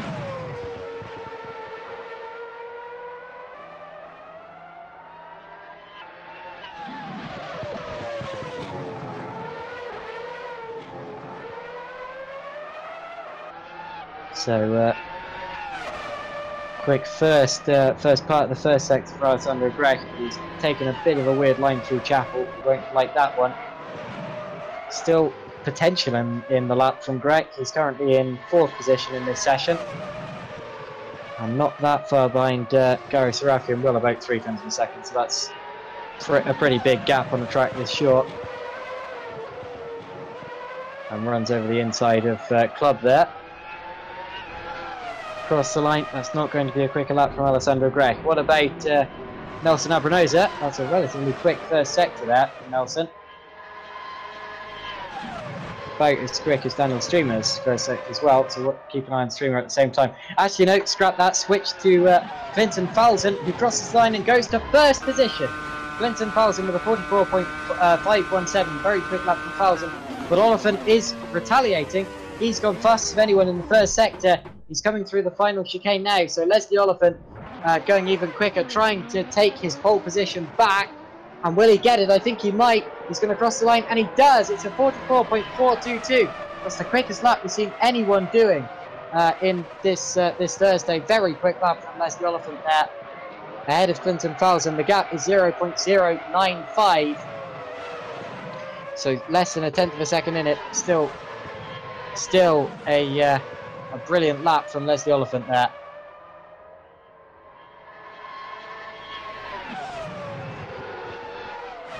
Now Nelson Abranosa behind, coming through the final corner and not going quicker. Looked like he might do, but he won't.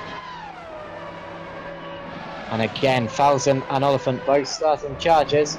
Oliphant out to the final corner, doesn't improve his lap, although gets very close to it. Even if he'd set that lap instead of the one he previously set, that would have been provisional pole. So a series of incredible laps there. But Falzen is retaliating. Clinton Falzen here. 19.8 in the first sector. What can he do in the second? Of course, there are only two sectors on this track. Through the final chicane goes Clinton Falzen. What's the lap? Final corner. This is going to be a very quick one from Clinton Falzen. He's got it hooked up, and it's going to be, it's a provisional pole with the fastest sector 2 time of anyone. It's a 44.335. Amazing lap. to put him 0.087 ahead of Leslie Oliphant here. Falzon very quick there ahead of Oliphant. And we now have just 1.5 minutes remaining in this session. Only 2 cars here within a second of each other at the top of the order, but they're within a tenth of a second. So it's Falzon and Oliphant in a class of their own at the minute. And best of the rest is Garo Sarafian in third with a 45.447. Into the pits goes Clinton Falzon. He'll be going for one last chance here, one last shot. He should just teleport back to the pits now. It would save him a lot of time. Obviously prefers to go for realism. Oh, I was going to see it. I was going to say there looks like there's going to be a big improvement for Aaron Bartolo, but he's run very wide there at Stowe, and now he's going even wider at Club. Still might be a quicker lap from him though. Oh, contact with another car there.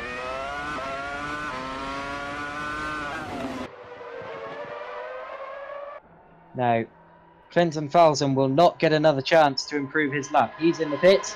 He will not get another chance as we only have half a minute remaining on the timer. Leslie Oliphant is going to go for one last lap here, if he can make it round in time. What can Jamal Gandor do? Can he take third place with this lap? As Leslie Oliphant's about to start the lap, he hopes will get in pole position. But Jamal Gandor is really challenging. There's a real battle for third here because Sarafian, Gandor and Albanosa are all on track setting quick laps here. Gandor, not quicker. Now let's switch to Leslie Oliphant, who is on the flyer. He hopes will be pole position. What's his first sector time? Well, he's touched the grass slightly, but it's still a fast first sector time. It's fastest of anyone. Fastest first sector time of anyone. This is a brilliant lap so far from Leslie Oliphant. He's got 1 sector left to go. Taps the apex at Stowe, that was nice. Taps the exit at Stowe, that was even nicer. Through the Vale and Club chicane, this is looking great for Leslie Oliphant. Final corner, it's going to be close. It's going to be very close with his best. Does he do it? No, he's weaving. Why is he weaving? He might have just given up the lap there, but whatever happened, Leslie Oliphant loses pole position there at the last chance, and Clinton Falzon takes pole by 0.087 of a second. Then it's Leslie Oliphant, followed by Garo Sarafian, Jamal Gandor, Nelson Abranosa, Alessandro Grech, Justin Barucchi, Daniel Streamer, Ian Sherrick, Aaron Bartolo, and then without setting a lap and actually leaving the service, Christian Barucchi. So we have 10 drivers who are going to start this race. And I really need another drink, so I'll be right back. Sure, in like 2 minutes, 5 seconds now we'll be back with the second race. Unfortunately, we had to do a short qualifying session again because for some reason the server didn't take the reverse grid, and thus we decided to make a second short qualifying and make the second race happen also. We will be with you very, very shortly.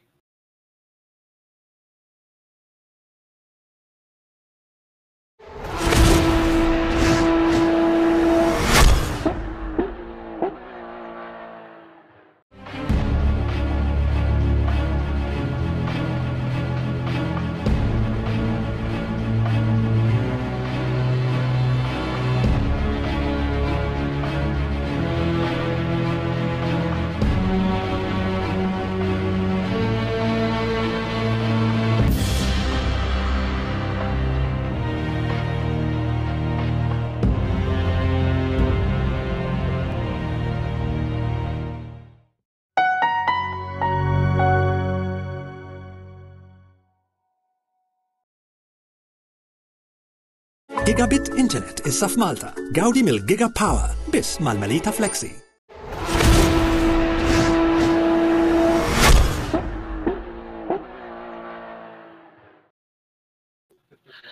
And we're back.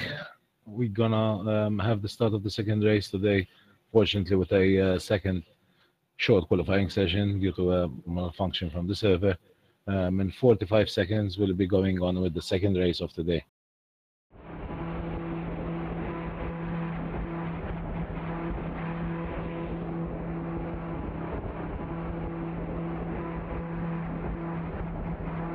would like to thank our supporting partners for casual races, which are Goliath Coatings, Virtual Car Racing Engineer, SimNews.tv, and also our sponsors, Melita, GT Omega Racing, Textor, KSL, and Chevron Creative Solutions. Watch for the lights. We are just 8 seconds away from the start of the race. Watch the lights. They're going to red, and go! Away we go for the start of race 2 here, the second casual race from Silverstone. And I can't see what's going on because everything's glitching. Oh yeah, right, Leslie Oliphant up into the lead. So Leslie Oliphant leads through turn 1, past Clinton Falzon, ahead of, is that Jamal Gandol making up to third? Yes, but he's made a mistake, so Gary Serafin goes back up to third, and then Nelson Abranosa has had a spin. So Abranosa and also Justin Barucki had an incident, as did Aaron Bartolo. So we've had a couple of incidents on this opening lap, but Leslie Oliphant is leading us around here at the start of the race. He's got ahead of Clinton Falzon in the identical Williams. Of course, every car is identical in this race. They're all even identically liveried, which is confusing. But it is Oliphant leading us around here, followed by Clinton Falzon, who's dropped a long way back, actually. That's a dominant lead from Oliphant for some reason, ahead of Falzon. And then Serafian, Gandor, and what happened behind? There's Sherry and Streamer, Grech. And then it's a big gap back to the people who had incidents. It's Abranosa in 8th, who's going to cross the line in 9th. That would be, well, in fact, in the pits we have Barucki and Bartolo, so 2 people in the pits here. Definitely some incidents on this opening lap, I'm afraid to say. Now, second's getting close between Serafin and Falzon. That's not like Falzon. Falzon is normally running away from this bunch. In qualifying, Falzon and Oliphant were in a class of their own. But then again, we know that qualifying pace and race pace are very different. So there's a real chain of cars going through now for second down to 4th. Gandor taking a look at Serafian for 3rd, but not able to get through. And then ahead, Falzon makes a slight mistake. Will Serafian be able to slipstream down the straight?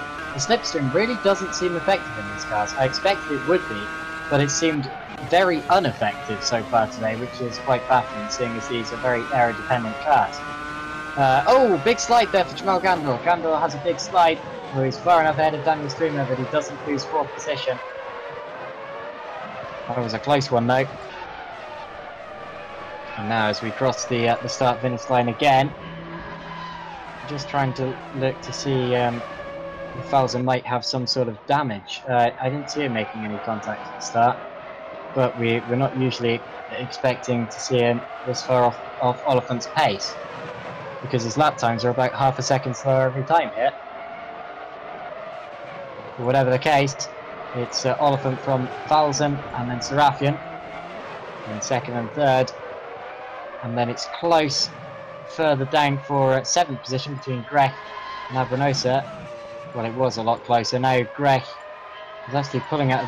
Oh yeah, it is close. Abranosa got past Grech on that lap, and now Grech is getting back through on the inside. No, Abranosa was able to keep it on the outside line, so Abranosa keeps 7th position there. But that's a scrap going on further down the field between Abranosa and Grech. Indeed, the order changed as they cross the line. Abranosa is registered as being ahead of Grech. The order only updates at the end of every lap. Luckily, these laps are short, so that's not really a big difference in terms of time. Liam Skerry now in trouble. He's had a little mistake on the extra chapel, and Nelson Abranosa is going to his inside for 6th position here into Stowe corner. There we go, classic Stowe overtake. Has he left it too late? No, so Abranosa gets past Skerry, and next to attack Skerry is going to be Alessandro Grech if he gets close enough. So Abranosa knew he had to get past Skerry soon, because it was an attack or be attack situation with Grech right behind him, and he chose the attack. Close for 3rd as well between Gandor and Serafian. The 2 of the Lebanese drivers there racing for 3rd position down the straight. Although Gandor pulled away a bit in that sector. And still the battle for 6th down to 8th is on. Oh, no, what's happened there? Skerry moving very slowly around Stoker, and it loses out to Alessandro Gray. Just like last time with Abranosa, actually. It might just be that Skerry doesn't get on well with Stowe, but Skerry was very slow around Stowe that time, and Alessandro Gray was just able to sweep around the outside line there. So Alessandro Gray takes that 7th position away from Liam Skerry, who drops to 8th there. And indeed, the gap between Gandor and Serafian for 3rd is over a second now, so that's come right out since I last mentioned it.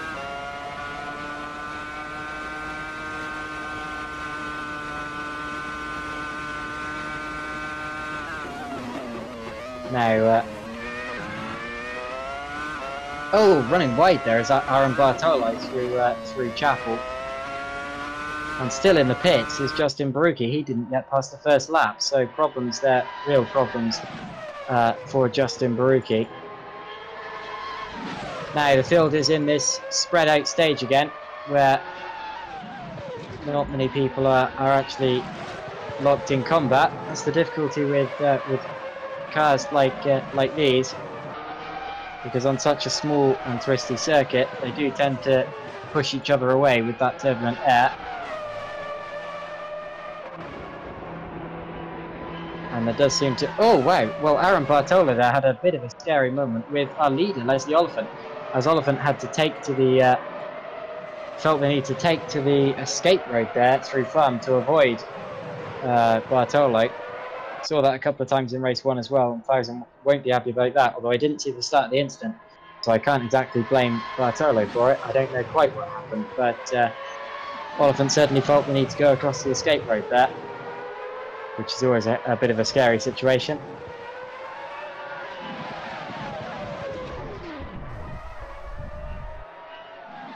Oliphant just starting another lap now. This will be lap 10 of the race. Lap 9 rather. And his gap already... Whoa! Where's Falzon gone? Falzon is dropping places. He's dropped to 4. So Falzon lost 2 places there. Gander is up to 2nd. Serafian is up to 3rd. Oh, he's off! Falzon's off! Falzon is facing backwards in the gravel and he's out of the race. He's retired to the pits. So I'm not sure what happened there or why it's happened. But Clinton Falzon, I'm afraid, he's lost. Yeah, unfortunately, there was contact with Aaron Bartolo. He had just overtook Aaron, and for some reason Aaron reached up back to him, and there was contact between them. Actually, that will be obviously a heavy penalty for Aaron Bartolo. Well, there you heard it from our steward, Aaron Bartolo, set to get a heavy penalty for that. And unfortunately, Clinton Falzon has dropped a long way down the order. He's just returned from the pit lane, so he's still in the race, but he's lost plenty of positions here. I'm just waiting for the order to update, so I can tell you exactly where he is. I believe he's 7th. So actually, he'd already pulled up out enough of the gap over the back markers that he didn't drop behind them. So Falzon's still 7th by 9 runners. What about Aaron Bartolo? Well, he's still running, although with that penalty hanging over him.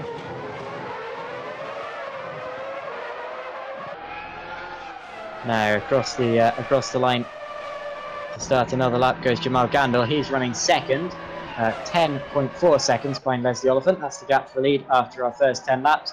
It's Oliphant from Gandor, from Serafian, then Streamer up to 4, and then Abranosa, Grech, Falzon, Skerry, Bartolo, and then in the pits, and I assume out of the race, Justin Baruki.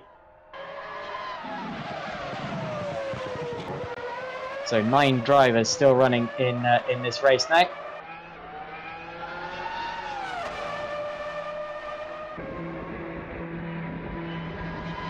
And Leslie Oliphant leading us around by quite a significant margin. Of course, Oliphant lost out in race 1 after spinning over the gravel at the start, although did recover to 2nd position.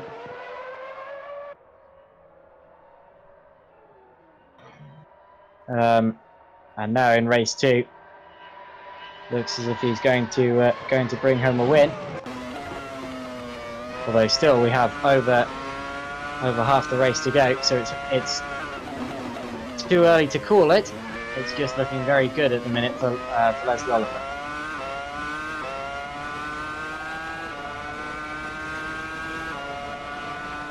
So 10 minutes have elapsed now. 10 minutes of the race have elapsed, and it's still Oliphant leading from Gandor and Serafian.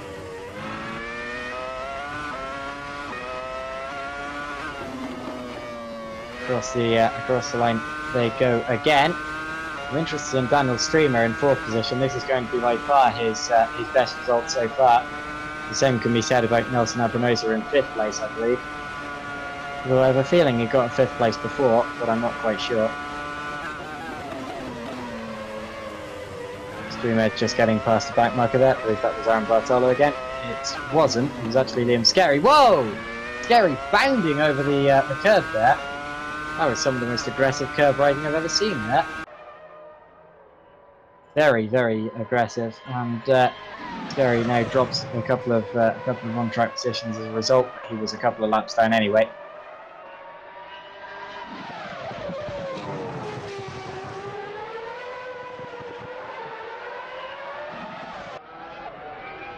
So Nelson Abranosa running in 5th position. Of course, I already said he'd got past got past the car there at Village. The car we're using today, of course, the Williams FW26. It was designed for use in the 2004 Formula 1 season. And again, as I said, quite famously holds the record for the fastest ever average speed lap of a Grand Prix. It won one race, which was the Brazilian Grand Prix in the hands of Juan Pablo Montoya. The second driver for the majority of the year was Ralf Schumacher, but he had a nasty accident at the Indianapolis in 2004, and he had to be replaced by the Williams reserve driver Marc Genet for 2 rounds. Genet was then replaced by Antonio Pizzatola, who I think was very, very highly underrated for a lot of his career. Could have done a lot better. Actually scored points on 3 of the races he did, and only finished a couple of races by Montoya. But of course, the Williams, even though it didn't have the success of winning the many races. Well, I said earlier it came second in the Constructors' Championship. I was wrong there. I don't know why I said that. It didn't. It came 4th, in fact. And that's behind the Renault and the BAR.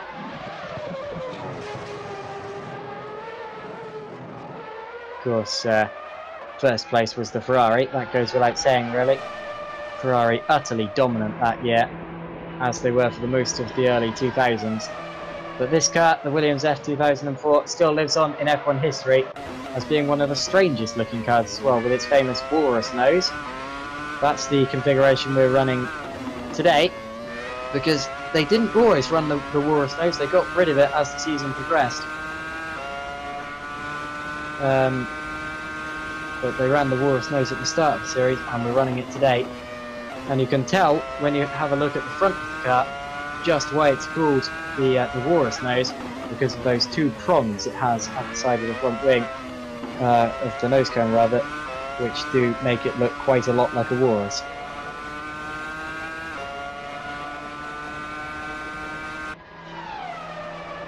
Car getting very sideways at the top of Stowe there, trying to give way. That was Aaron Bartolo, who goes into the gravel, and Bartolo rejoins now onto the track and goes off again. I shouldn't be laughing, but just a quick succession of incidents there was mildly slapstick.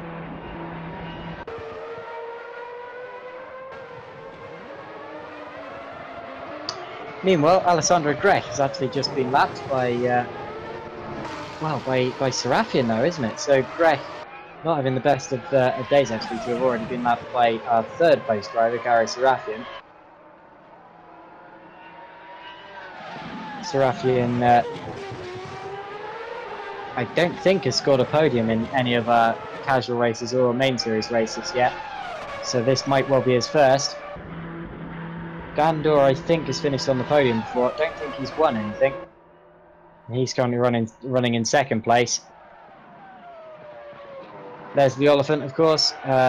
Won race 1 of the Formula 3 casual race we did, where he dived up the inside of Bernard Vella into the Variante Alta at Imola, completely infuriating Vella, but coming out with the win. And I tell you what, that clip is on the Sim Racing Malta Facebook page, for those of you who want to see it, of the final lap battle between Leslie Oliphant and Bernard Vella, as they changed places 3 times on the final lap and then crossed the line to be separated by, I think it was just something like 0.003 of a second. Ridiculously close finish to a race. But Oliphant doesn't have to battle anywhere near as much as he did then today. He's running away with it up front. The gap still 15.6 seconds. Been a dominant race so far from Leslie Oliphant. Incredible. Oh, well, I just saw the incident actually between Bartolo and Falzen. My Facebook stream really is running that far behind. I don't know why. But that was earlier on, and indeed Bartolo did run into the back of Quinton Falzen. Falzen's still running in this race. He's in 7th position at the minute, a couple of corners behind Alessandro Grech. Maybe he can catch up another place before the end of this race.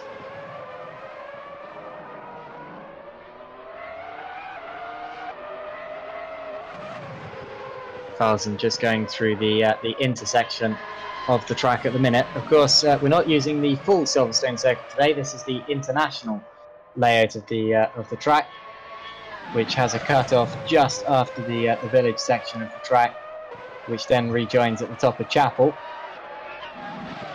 Of course, the normal circuit would turn left, where they go straight ahead for the intersection, and then it would go around the Brooklands, Luffield, Copse, and then Maggots Beckett's and Chapel complex, and then it would rejoin just onto the Hanger Straight. But the rest of the track, all the same, of course, we still run the same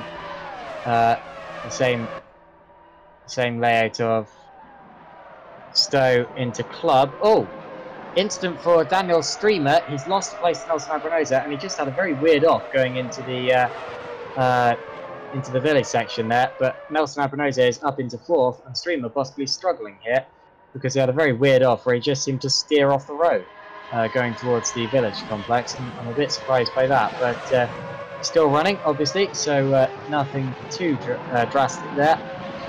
And still a couple of laps to go now.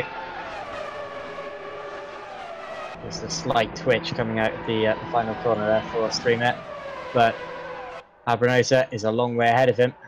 In fact, Streamer's just been lapped by Leslie Oliphant, our leader. In the pits now is Liam Skerry, so we've lost a driver there. Liam Skerry in the pits, but he rejoins the race. I'm not quite sure what his pit stop was for, and now we have officially lost Justin Barucki because he completely left the session. Before he was just sort of sitting in the pits the whole time. Now he's left, so we will not be seeing Barucki turning any more laps today, which is a shame because he had some pace behind him. He qualified 5th for this race, I believe.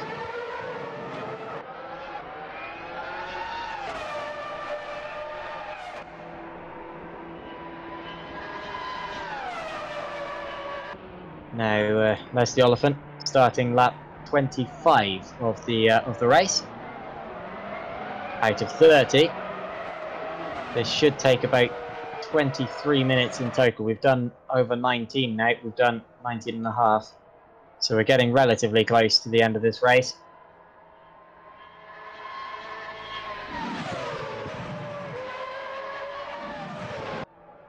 And it's Oliphant from Gandor, from Serafian, and then Abranosa, Streamer, Grech.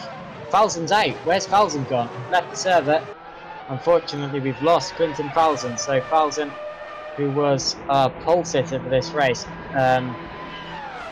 has retired, I'm afraid. He had an incident earlier with Aaron Bartolo, and now he has properly retired from the race, and that's bad to see, very bad to see indeed, because now we will not be seeing him on track again today, and he was one of the quickest drivers there, second quickest in terms of fastest lap to Leslie Oliphant, and of course the pole sitter, so you could say possibly fastest driver here, although that's debatable, as Oliphant and Martin definitely took the fight to him, although Josh Martin decided not to start race 2.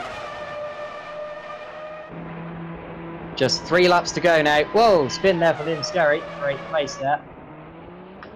Gets the car turned around and continues on his way. But we just have 3 laps to go in this race now. Still fairly close between Abranosa and Streamer, but I believe that Abranosa is still pulling away slightly. And I don't think we're going to be seeing anything else from those guys, as Aaron Bartolo pulls into the pits now.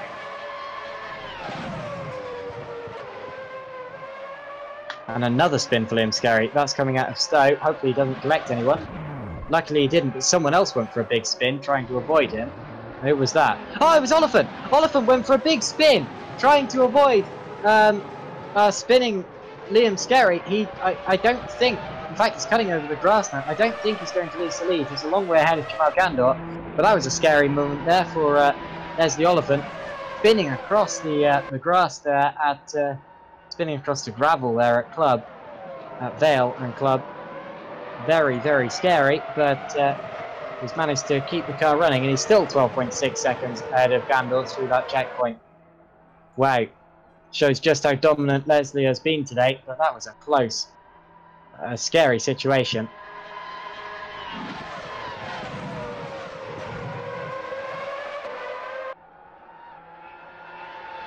Very scary indeed. Still running though, and with 2 laps remaining from Leslie Oliphant, we're getting very close to the end of this race now.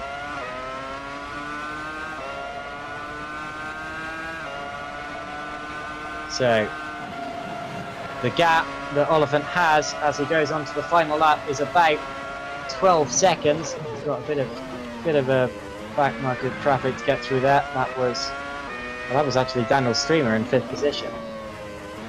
No, it wasn't. I think it was Nelson Abranosa in 4th. So, wow, everyone but the top 3 are going to be lapped in this race.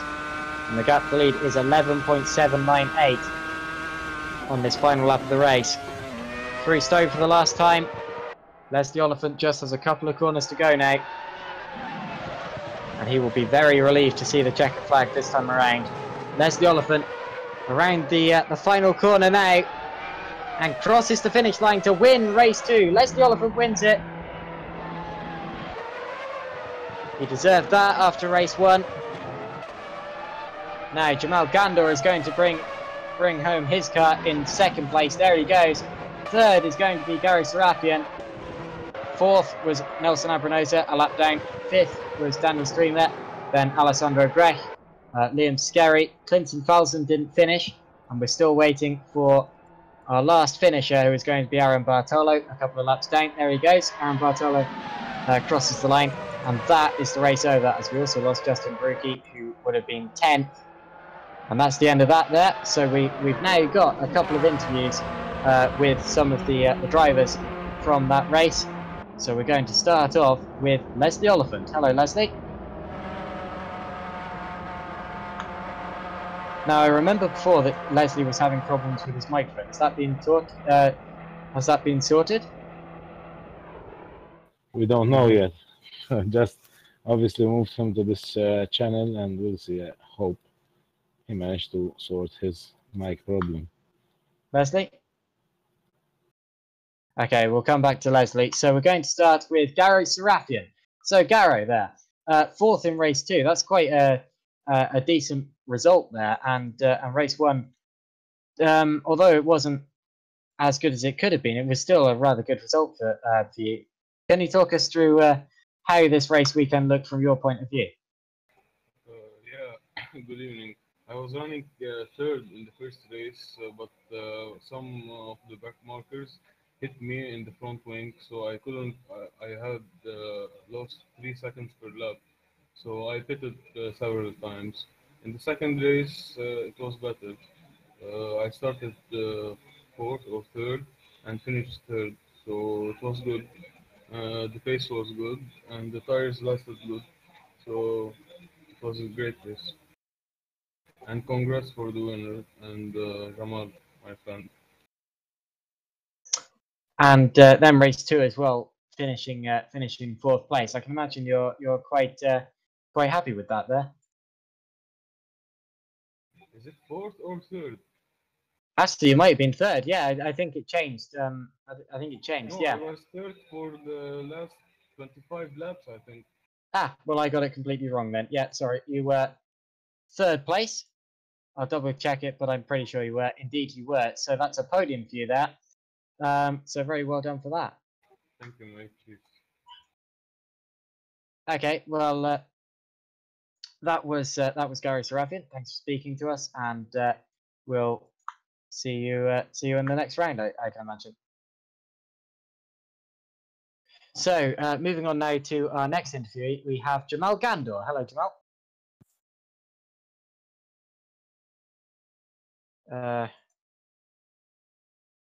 Do we? Okay, we might have two people here whose microphones don't work. Jamal? Yes, okay, so we have not got Jamal Gandor or Leslie Oliphant here today, which is a shame. But that means that we only really had one interview there by Gary Sarafian. That's a bit of a shame. So unless we can find any other drivers, that will be the end of the broadcast here. So yes, actually we have a also we need to announce the virtual car racing engineer winner. I think we had a clear view today who was quite consistent and obviously also did actually pick up a lot even in his positions when he lost positions in certain races. So the winner for today is actually Leslie Oliphant. Yeah, I absolutely agree with that. So Leslie Oliphant wins the virtual racing engineer software, and well deserved indeed. So Leslie, well done for that, as well as your race 2 victory there, and overall victory as well, I should point out. So fantastic, utter dominance today from Leslie Oliphant, even though the qualifying results weren't right at the top. Everything else was pretty much. And that is going to be the end of our Williams FW26 casual race from the Silverstone International Circuit. So we hope you enjoyed it. I'm going to hand over to Adrian now to thank our sponsors and round off the broadcast. Yeah, first of all, I would like to thank you for being with us once more today. And obviously, we're going to be back tomorrow with our 5th round of the Porsche Championship. Continental Cars Limited Porsche Championship tomorrow, Friday. I would like to thank our casual race supporting partners, which are Goliath Coatings, the virtual car racing engineer, and setup developer tools, SimNews.tv, and our sponsors, which are Goliath Coatings, which are Melita, GT Omega Racing, Textor, KSL, and Chevron Creative Solutions. Thank you for being with us again today.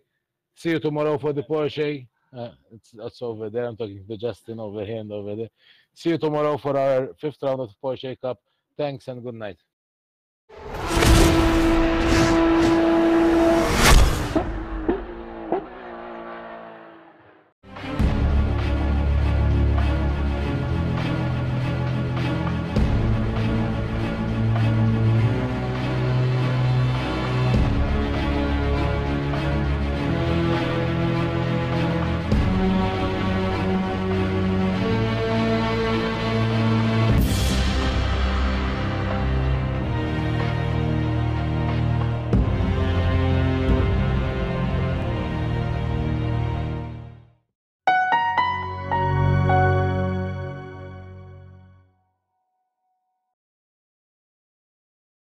Gigabit Internet issa f'Malta. Gawdi mill-Giga Power biss mal-Melita Flexi.